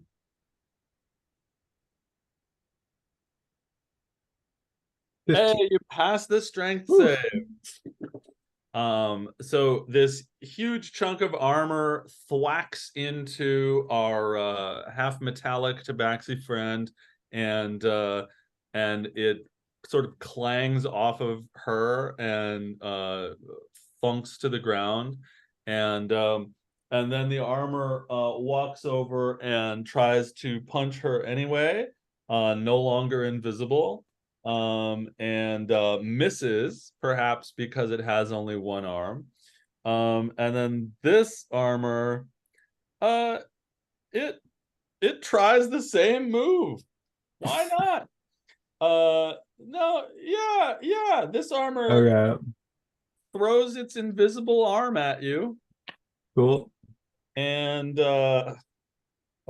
misses, Okay. revealing itself as the invisible armor arm clangs into the wall, and this armor comes over to the other side of you and takes a whack at you with its one remaining arm, and also misses. These things may as well give up now because they had a shitty turn. Drios, deliver the murder. Is it within line of sight where I am right now? Well, that's a great question. That one is. Mhm. That one ain't, but that one is. Okay. In that case, I'm gonna go ahead and take a shot at him. Me.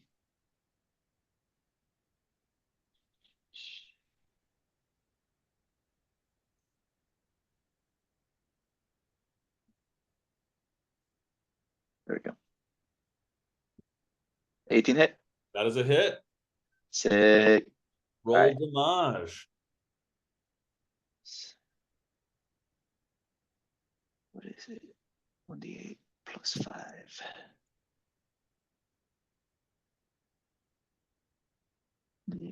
Plus 5. There we go. 10. 10 damage.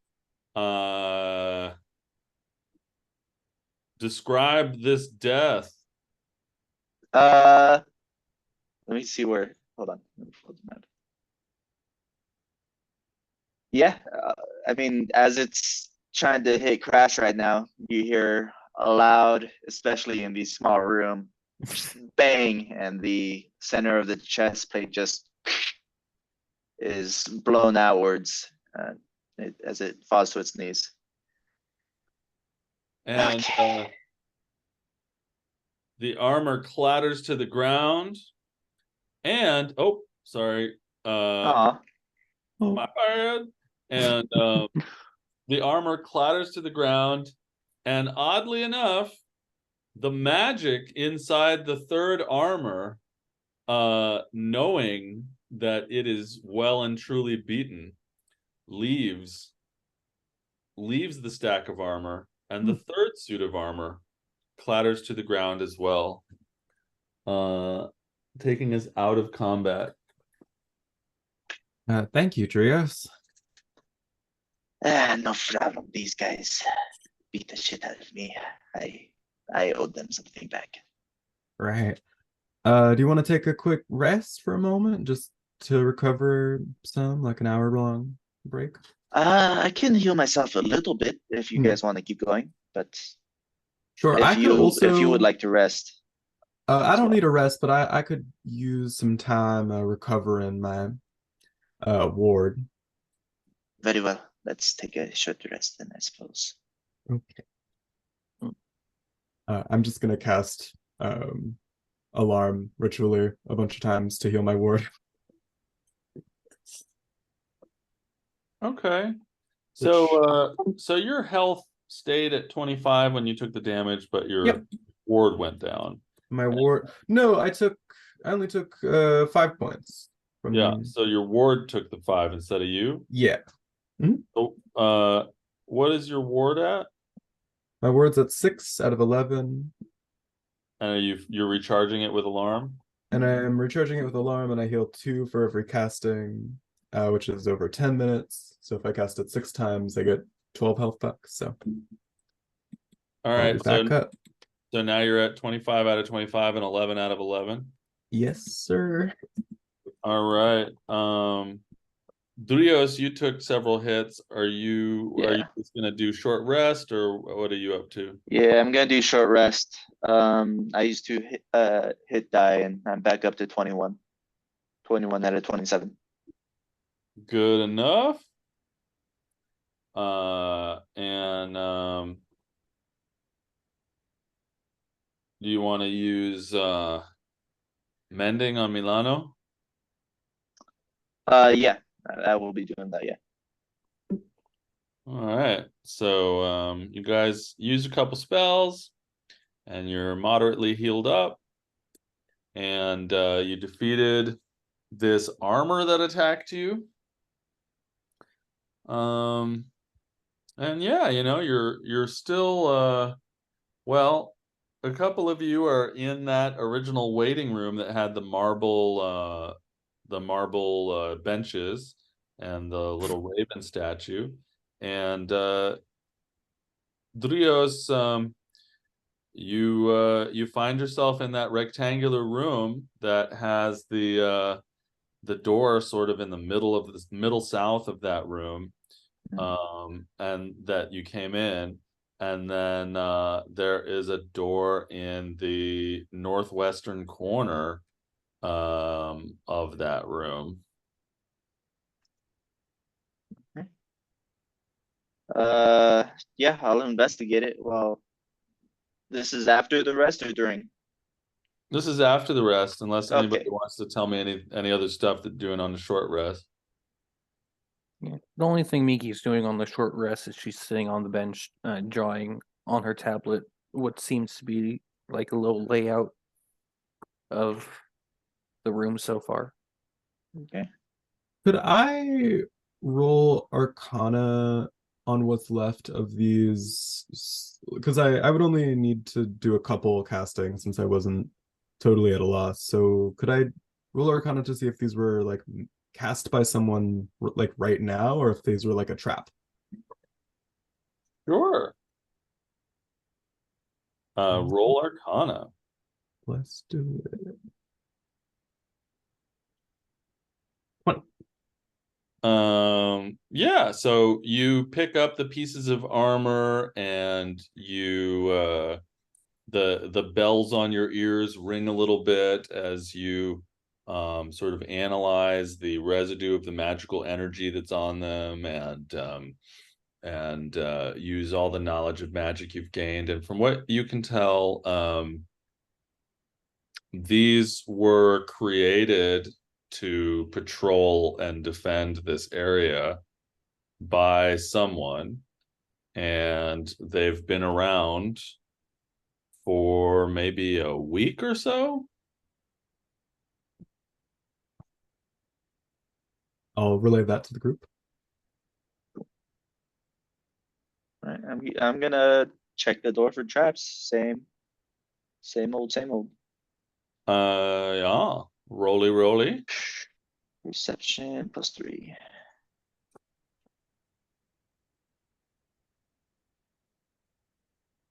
Lucky number 14.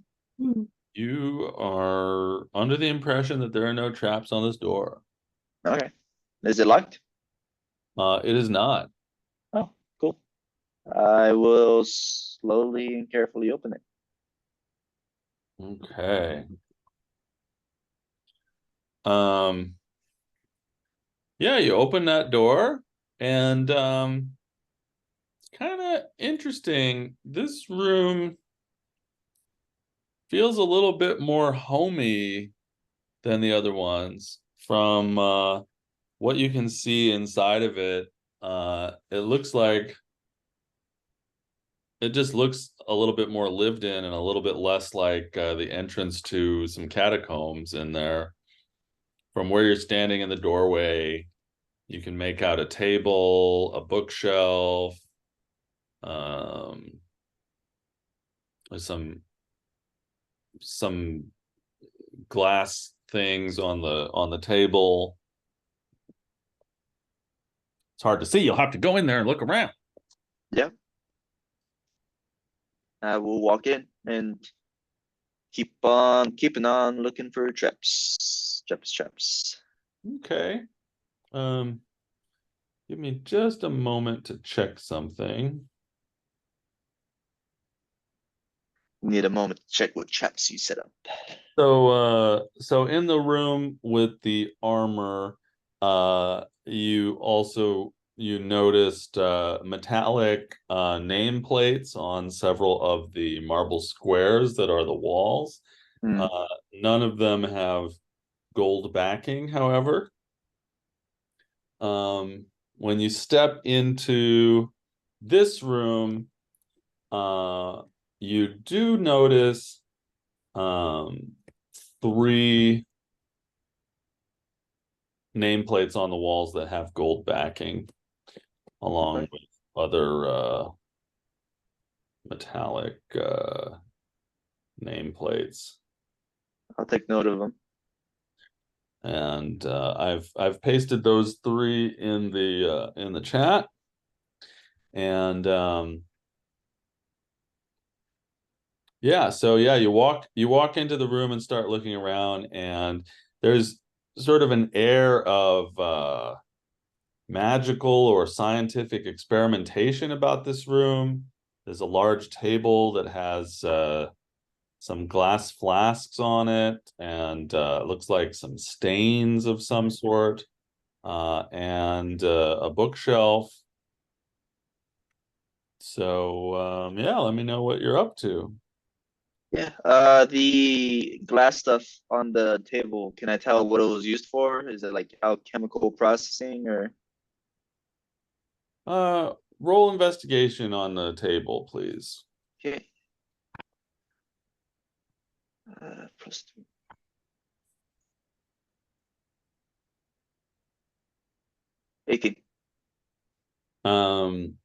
Yeah, you pick up all sorts of stuff about this table. Let's see. First of all, there are some stains on the table. There's like a black stain and a green stain, and looking closer, you can see that the black smear is actually gunpowder, Mhm. and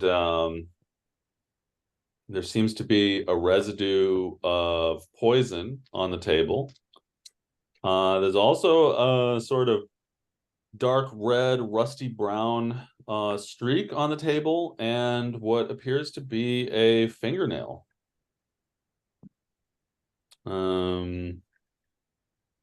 You also, as an artificer, pick up that looks like somebody was building something on this table. There are a couple little teeny tiny screws.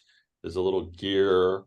It looks like someone was building something here. Okay. Well, judging by those ingredients, could I get an idea of what kind of potion they're brewing, or is it just like just general ingredients for whatever potion, or?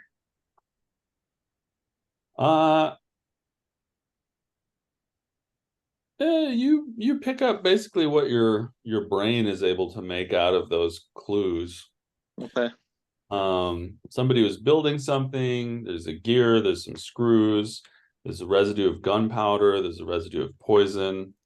Maybe they were making some kind of device or trap. Yeah. Maybe multiple experiments happened on this table. You also notice a pile of scattered notes, like pieces of paper that have writings on them, on the floor behind the table. Okay. I'm gonna look through those. Yeah, you pick them up, and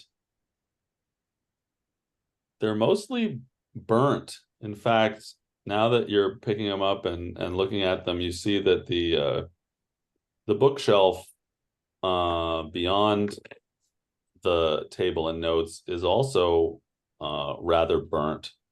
But looking at the notes, you are able to see the word pact, and you see the phrase uphold the pact. And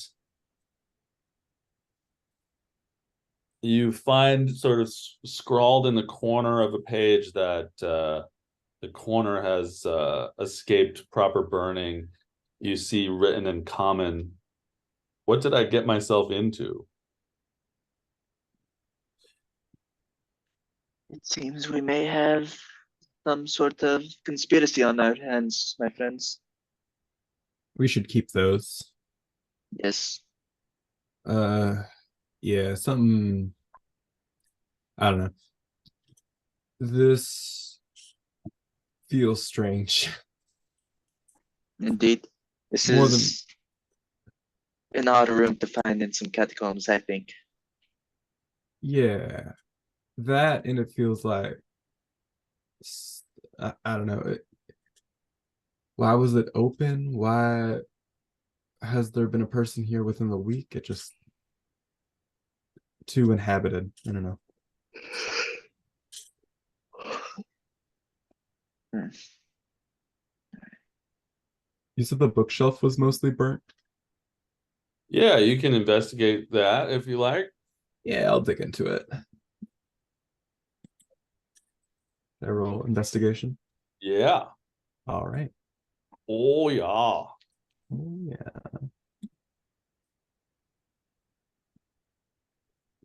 I think I have a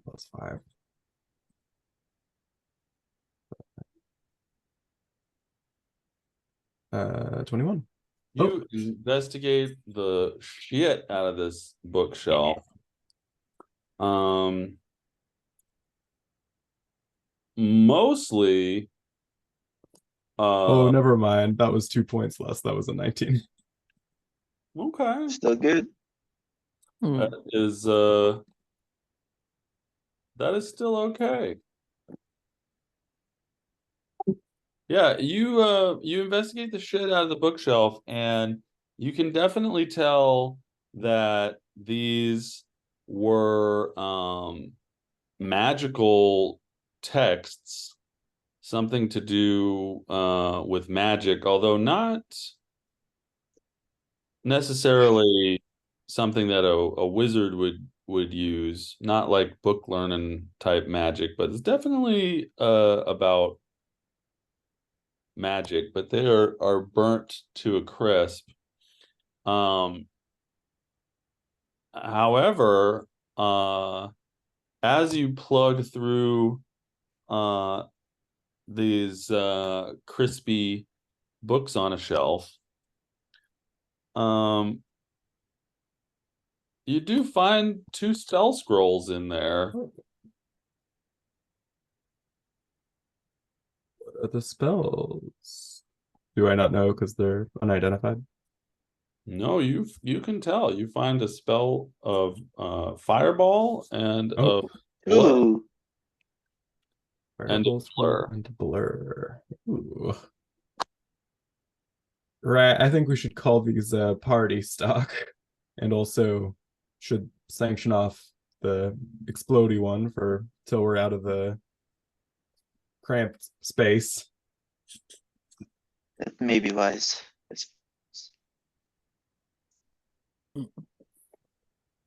Okay. Yeah. Was there anything I'll else in this room? The table and the bookshelf? There is a door to the northeast and a door to the west. And you came in through a door in the southeastern corner of this room. The door in the northeast is a metal door, and the door in the west is a portcullis that you can actually see through, although you're sort of seeing into a little hallway that curves to the north a little bit.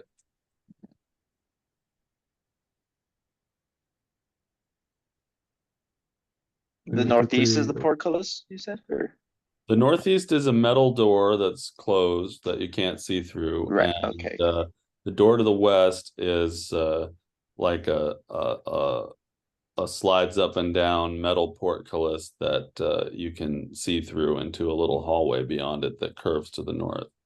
Okay.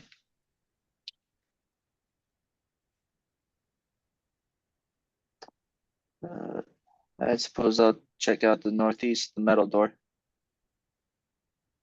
Yeah, you take a look at it. It appears to be tightly fitted to the wall.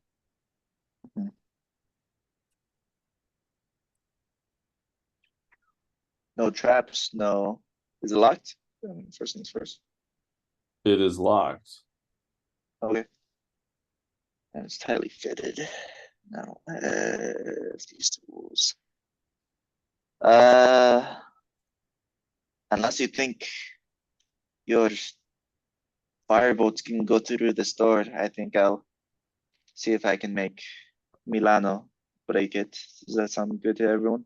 I have a loud, expensive way of breaking through the door, but I don't think we should. Yes, I'd rather not lose money on this trip. I mean, like, resource-wise, I would have to cast a higher level spell. Oh, okay. Yeah. Let me just try it with Milano first, see if that does the trick. All right, roll athletics on the door.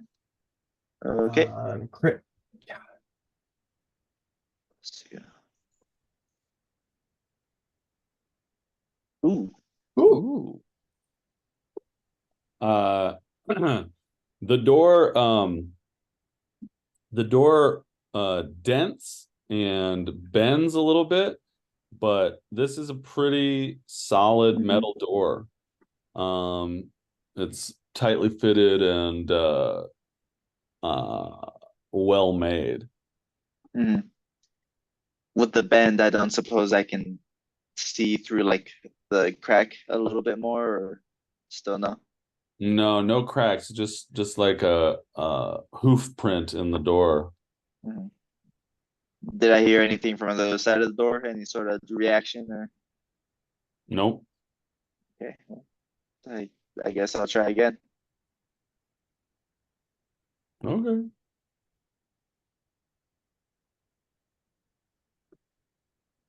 Nope. Not this No time. good. No good. Milano says ow Oh, Mm. in horse language. if only Basnek were here. Yeah. I do not think we're going through this door by force. Yeah.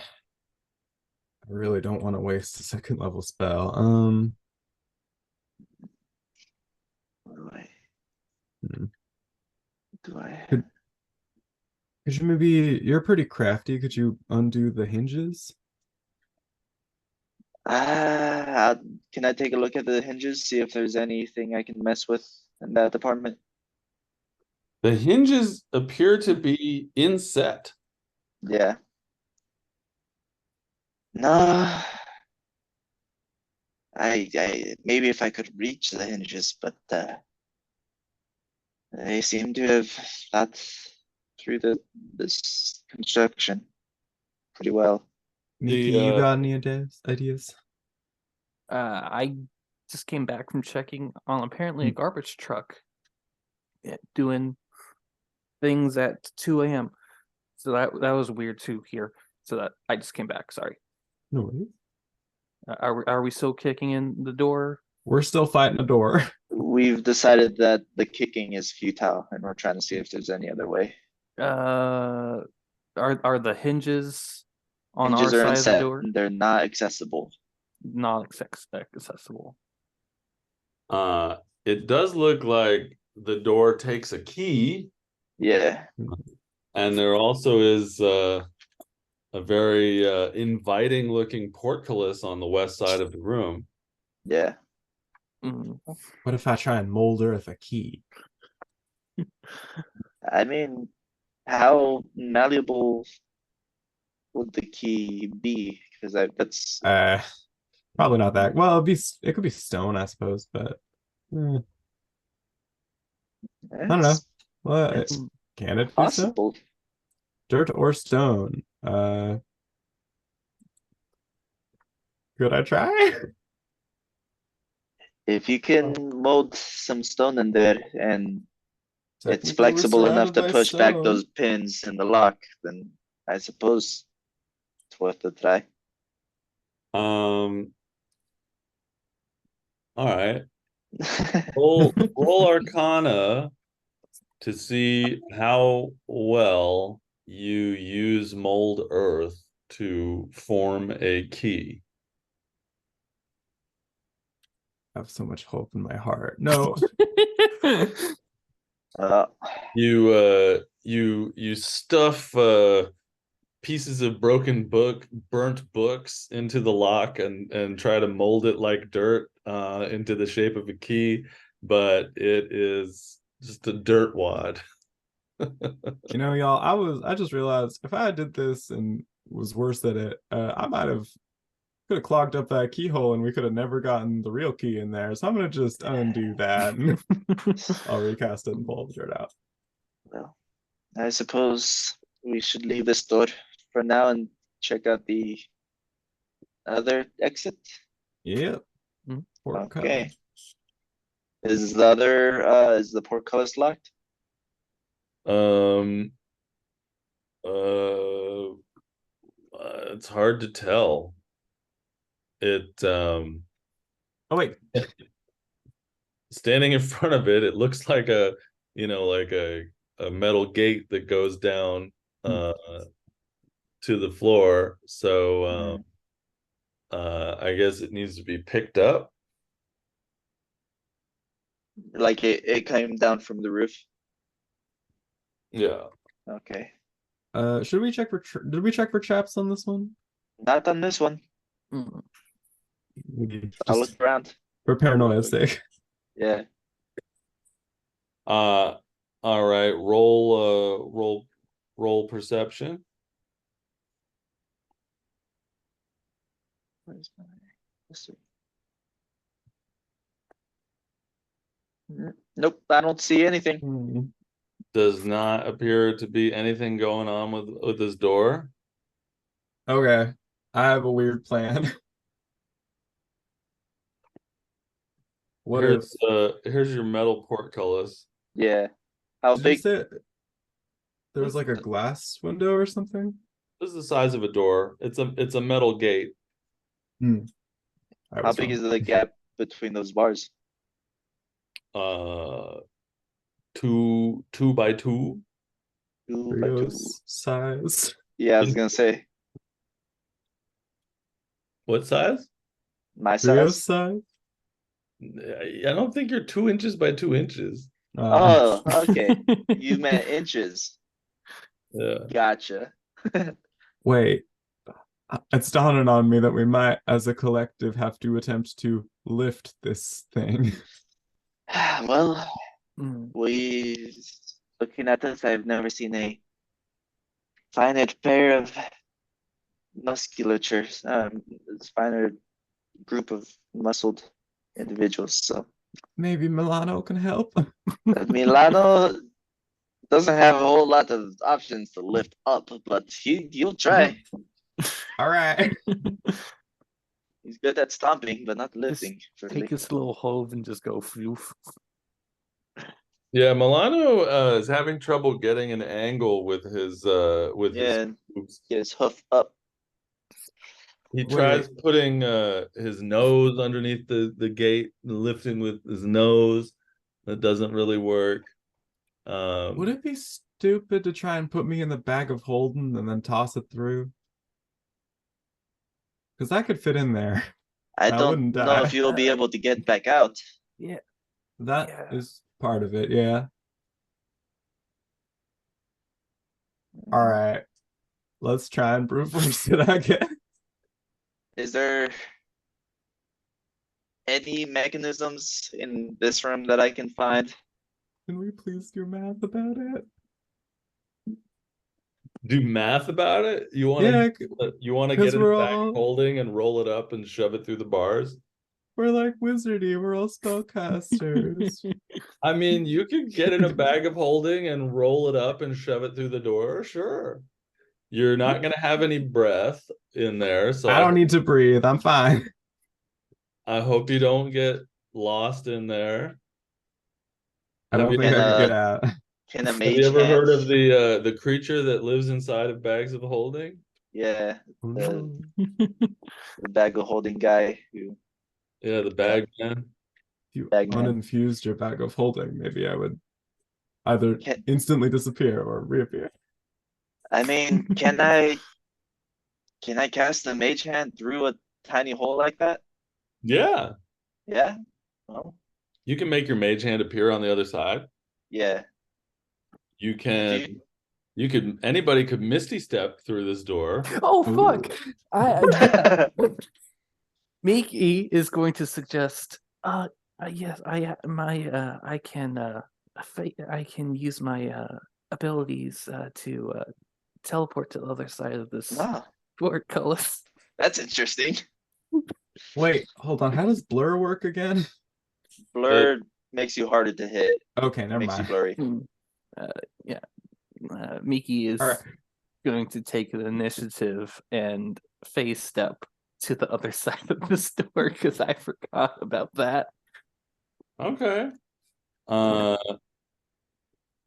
And what does this look like as you appear on the other side? So this time around, she's going to disappear and leave like some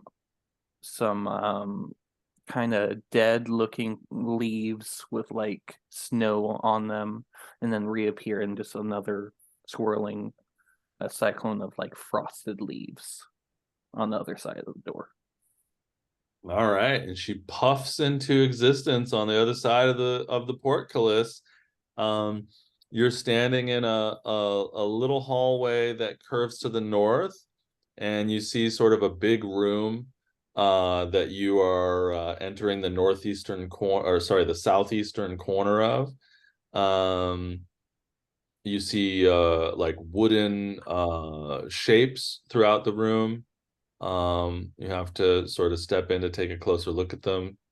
And yeah, you see your friends on the other side of this portcullis. Well, would you look at that? Mm. Guys, I think bag of holding strategy might be viable now. I mean, I think it was viable before, but it Fair enough. certainly is now. Can I look for like some sort of switch or something to see if like there's some sort of mechanism for lifting this portcullis? Sure, roll insight for me.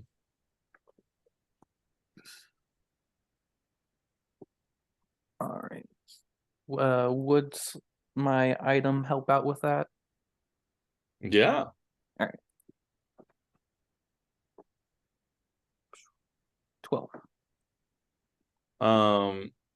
Yeah, your understanding of this metal gate-like door is that it's probably supposed to be lifted,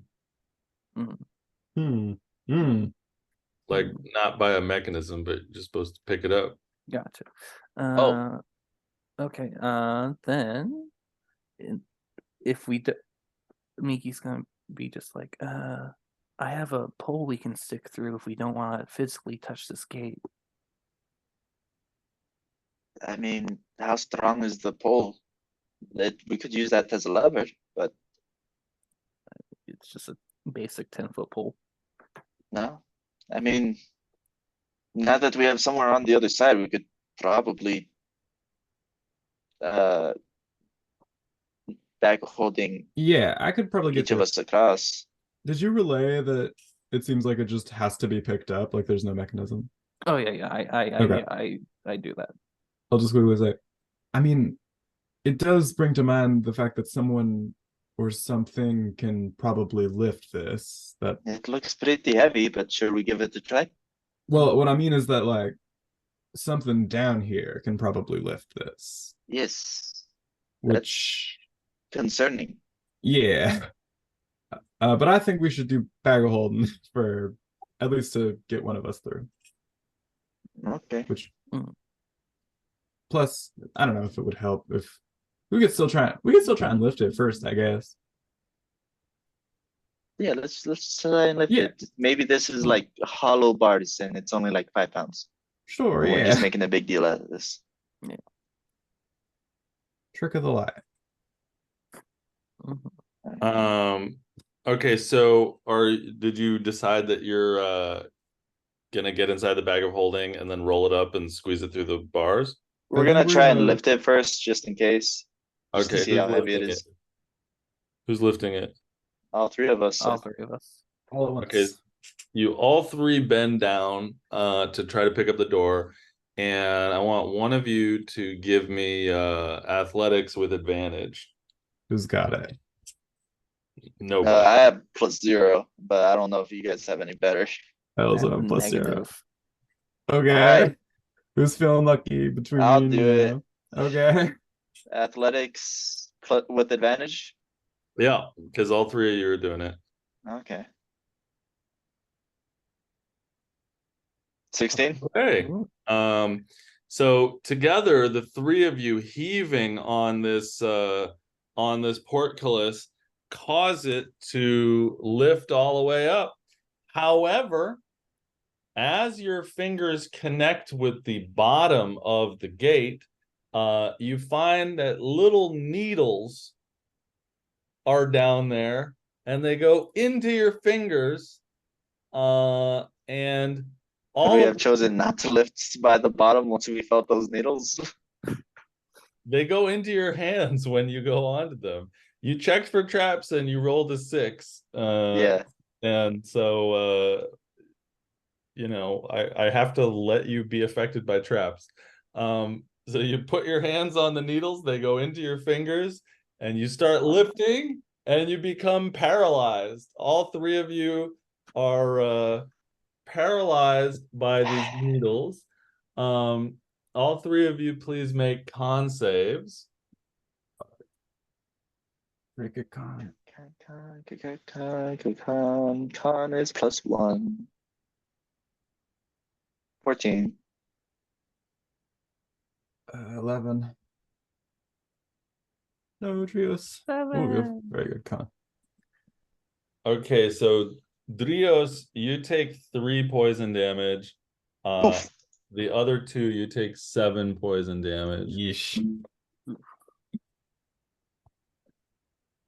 Okay, and but that wasn't for paralysis. That was just for damage. We're all paralyzed.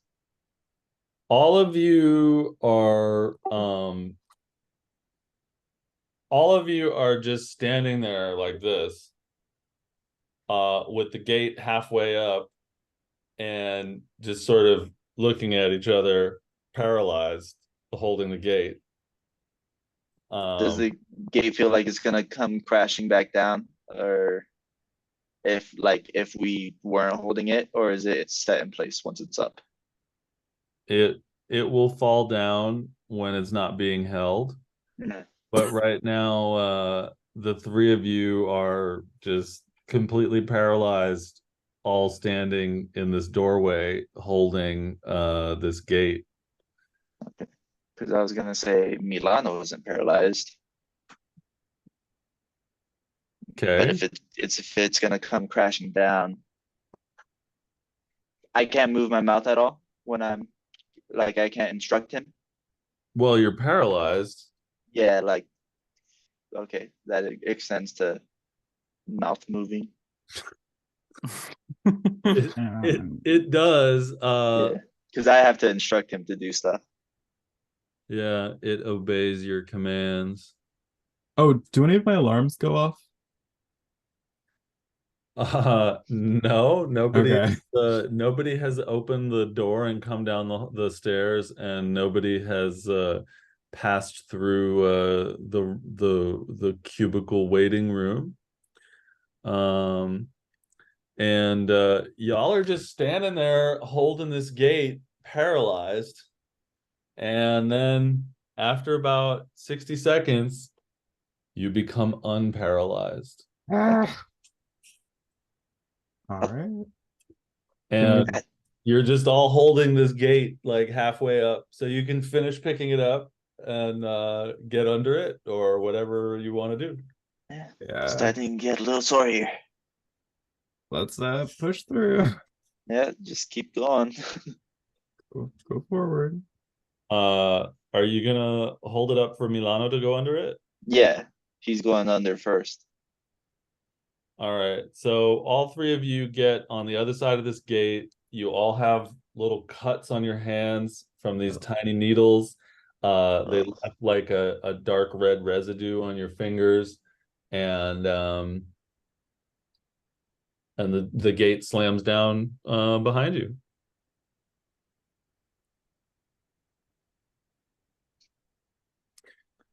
So Okay, now well- what's that? Nothing. I was just gonna say, I guess go forward, but if you're saying something. So now all of you are in the southeastern corner of a rather large room. As you step a step or two into it, you realize that the wooden shapes in the room are stacks of coffins. Oh, They're just standing up? They are stacks of coffins. Yep. are they like horizontal or are they They're vertical or yeah? horizontal on top of each other, like two or three stacked in a row. It's a pretty big room, and there's kind of like, I don't know, there's probably like 20, 30 coffins in here, sort of stacked in lines. I cast false life on myself real quick, just at a first level. Okay, first level false life. Roll how much you're gonna get. Only a one, so I get a 5 more. That is a cool looking die you have there. Thank you. Oh yeah, so your ward took My 7. ward took some damage. I don't want to take the time right now, so I'm just going to Put 5 THP up. 5 up. Yeah. All right. So yeah, you're in this biggish room, and there are a few stacks of coffins around. Let me look up. Okay.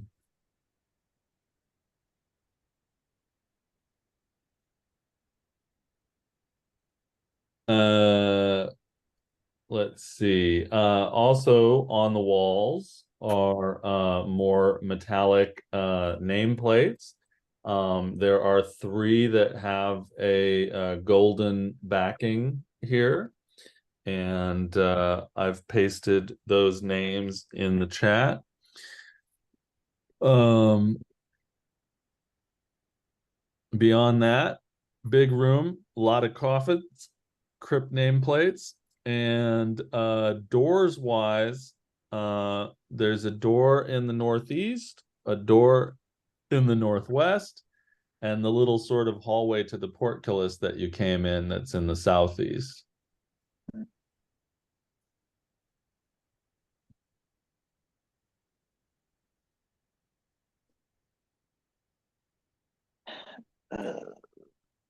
Can you repeat those? Oh, sorry. Go ahead. No, I was gonna ask a similar thing. Yeah. Can you repeat those door locations You came as in I was writing? You came in through a little hallway to a portcullis thing that's in the southeastern corner. You see a door in the northeast and a door in the northwest, and stacks of coffins around the room and crypt nameplates. And both those doors are regular doors? Yeah. Okay. I'm gonna inspect the one to the northeast. Traps, locked, the whole. It appears to be both untrapped and unlocked. Okay. I'm gonna go ahead and open it slowly. As you go to open it slowly, that is where we will end our session. Whoa. Okay. Wow. What could be on the other side of that door? Could it be a walrus? I hope so. That would be the ideal thing to be behind that door. Be great. All right. Let's move to checkouts. I'm interested in knowing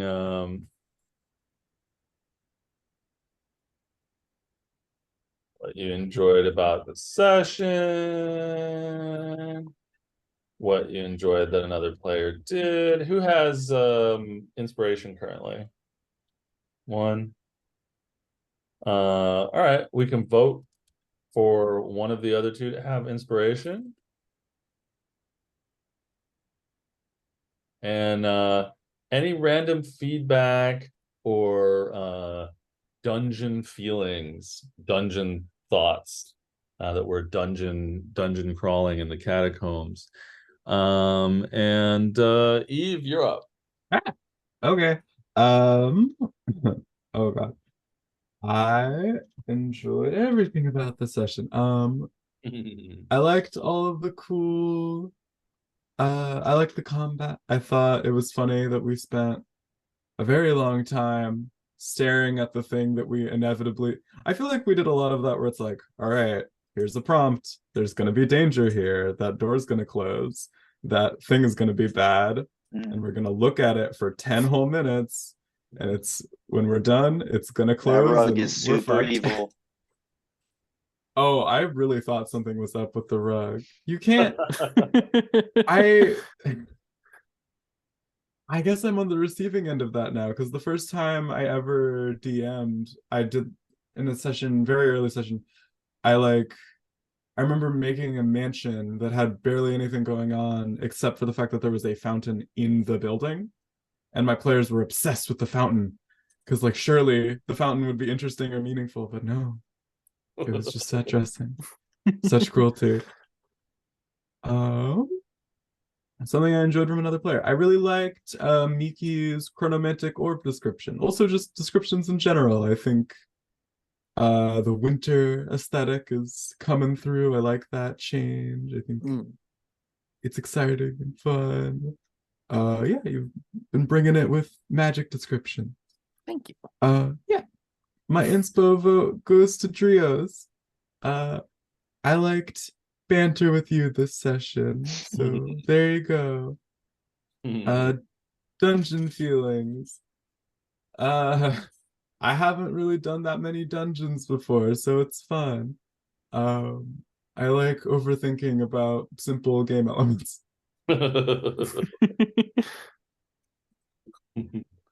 What is this rug? What is this door? I'm gonna listen at the door, I'm gonna smell at the door, I'm gonna poke at the door. And it'll do no good. I'll roll high on the doors that are safe, and I'll roll low on the doors that have paralyzing needles sticking out of them. Okay, you're up, Jonathan. Yeah, I mean sessions. I've always been I haven't gone through that many campaigns, and the ones that I did, they haven't been for that long, so I haven't done that many dungeons either. But like I am an avid listener of hit D&D podcasts, and I've always really liked doing dungeons and like video games as well. So it's fun. As for the flavor of the dungeon, definitely a lot more of a nicer catacomb than you usually see. I was like, is there any like rubble or a piece of rock that I can throw at this rug? No, it's all really clean, and the rug is a nice rug. There's nothing really for you to grab that's just laying around. I'm like, oh, well, okay. But yeah, I really enjoyed just the idea because I like playing. Like, I know it's a role-playing game, but I like to self-insert into some of these roles in like my mind, and I just like the idea of me like a tiny little cat dude like sneaking around trying to be sneaky, and then behind me is this like 8-foot lady who's also trying to be sneaky right behind me, trying to help out with like some daggers which are tiny and trying to pick a door. that's really fun. So Mm. yeah, inspo vote probably goes to you, Miki. I don't have any other choice in the matter, but you deserve it nonetheless, even so. Mm. Yeah, this is my favorite kind of dungeon. And actually, as a player, I think I've only done it once because um when I play online, people always use BTTs and they're moving the little things around in the little hallways, and that's very different from the dungeons that you have to draw a map for, which I really like. And I did that once in an in-person campaign, and it was really fun to try to track where the hell am I, based on what the person was saying. And the map I drew was nothing like the map that the person had in the book, but as long as it tells you what room you're going to and when. Um uh yeah, we're playing our in-person game every other Tuesday.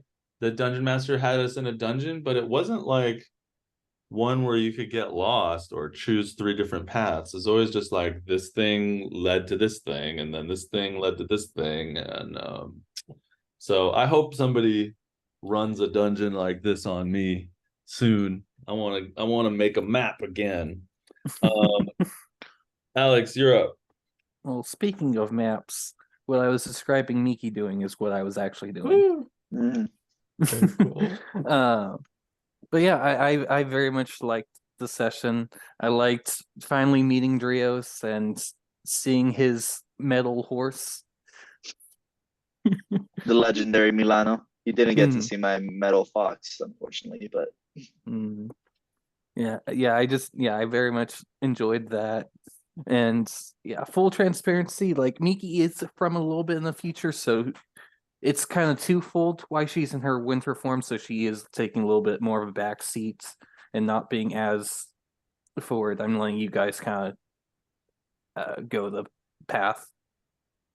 Um, and so Mickey, Alex has been in this dungeon before, and so it is different. oh, I what's behind the changed. metal door, Alex? You got to tell me.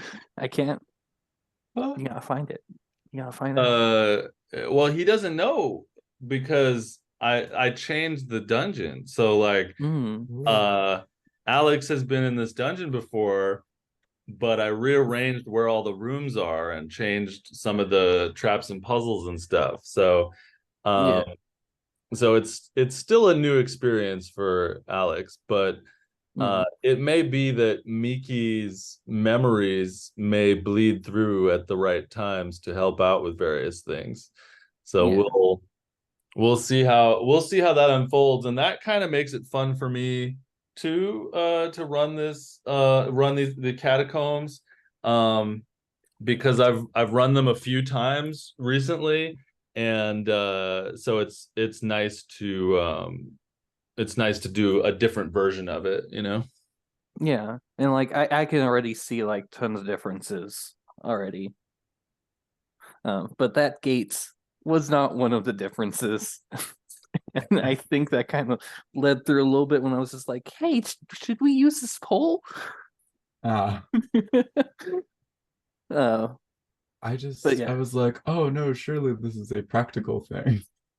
but yeah, I like experiencing this with you guys and all that. And yeah, I guess I would say my inspo vote goes for Drios for finally meeting him and then like seeing the horse and everything like that. I think robot horse is not something I will come up with as an artificer. I do have a fellow in my play-by post who is running a fucking a gnome who rides on a mechanical goat. Ooh. So That's almost as cool. Yeah. almost as cool. Almost as cool as a small tabaxi riding on a mechanical horse. But it definitely makes me want to try playing that scenario at some point. Yeah. It's like marrying a little Battlesmith bit. is my favorite class ever, dude. Honestly. Mm. Yeah, mirroring it a little bit. In another campaign called the Netherdeep, I'm playing a small Haragon that rides on a giant ferret. What is it? A Haragon? Yeah, the rabbit race. Oh, there's a rabbit race? I didn't know that. Mhm. They're great. That rides on a giant ferret. Yes, a ferret weasel.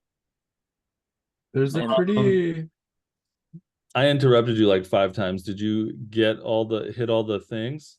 Yeah, I gave Jonathan my inspo vote. All right, I'm gonna roll for my vote, which could tie it, which would mean I'd have to roll it again because I'm crazy. So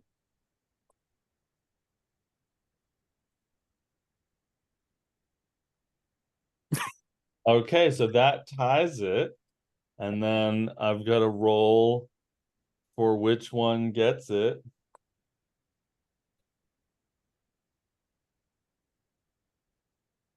Okay, Drios gets it, which is sort of what the votes were before I started rolling for votes. Because we only had one vote between the two people who weren't voting for themselves. So Drios, you get the inspiration for next time. I enjoyed running these for you. I enjoyed making the catacombs a little bit different. I really love this particular group. All of the role playing and descriptions and flavor are really fun. So yeah, next week perhaps your alarm will be set off as a horse gallops down the stairs. Perhaps your alarm will be set off as Valentis shows up with a set of lockpicks. Yay. Oh yeah. That'd be nice. I have a Will, +6 to sleight of hand, and I forgot to get lockpicks. Oh no. Oh, I should have let you pick it then. That's why I was like, my daggers, do they work? I only have I have a +4, which is pretty good, but it definitely didn't help. I'll mold Earth you guys some marble lockpicks. marble lockpick sounds good. Maybe that may work. So Maybe. we'll get some hopefully some proof that the queen is evil. Hopefully you all won't die. And yeah, So we'll see. scared. Oh, all tuckered out. Oh, very sweet. All tuckered out. See you later, Orion. He's napping. See everybody next week. Be well. See you on next Later. week. That was very fun. Thank you. Yeah. Thank you all. Goodbye. Bye-bye. Happy Halloween.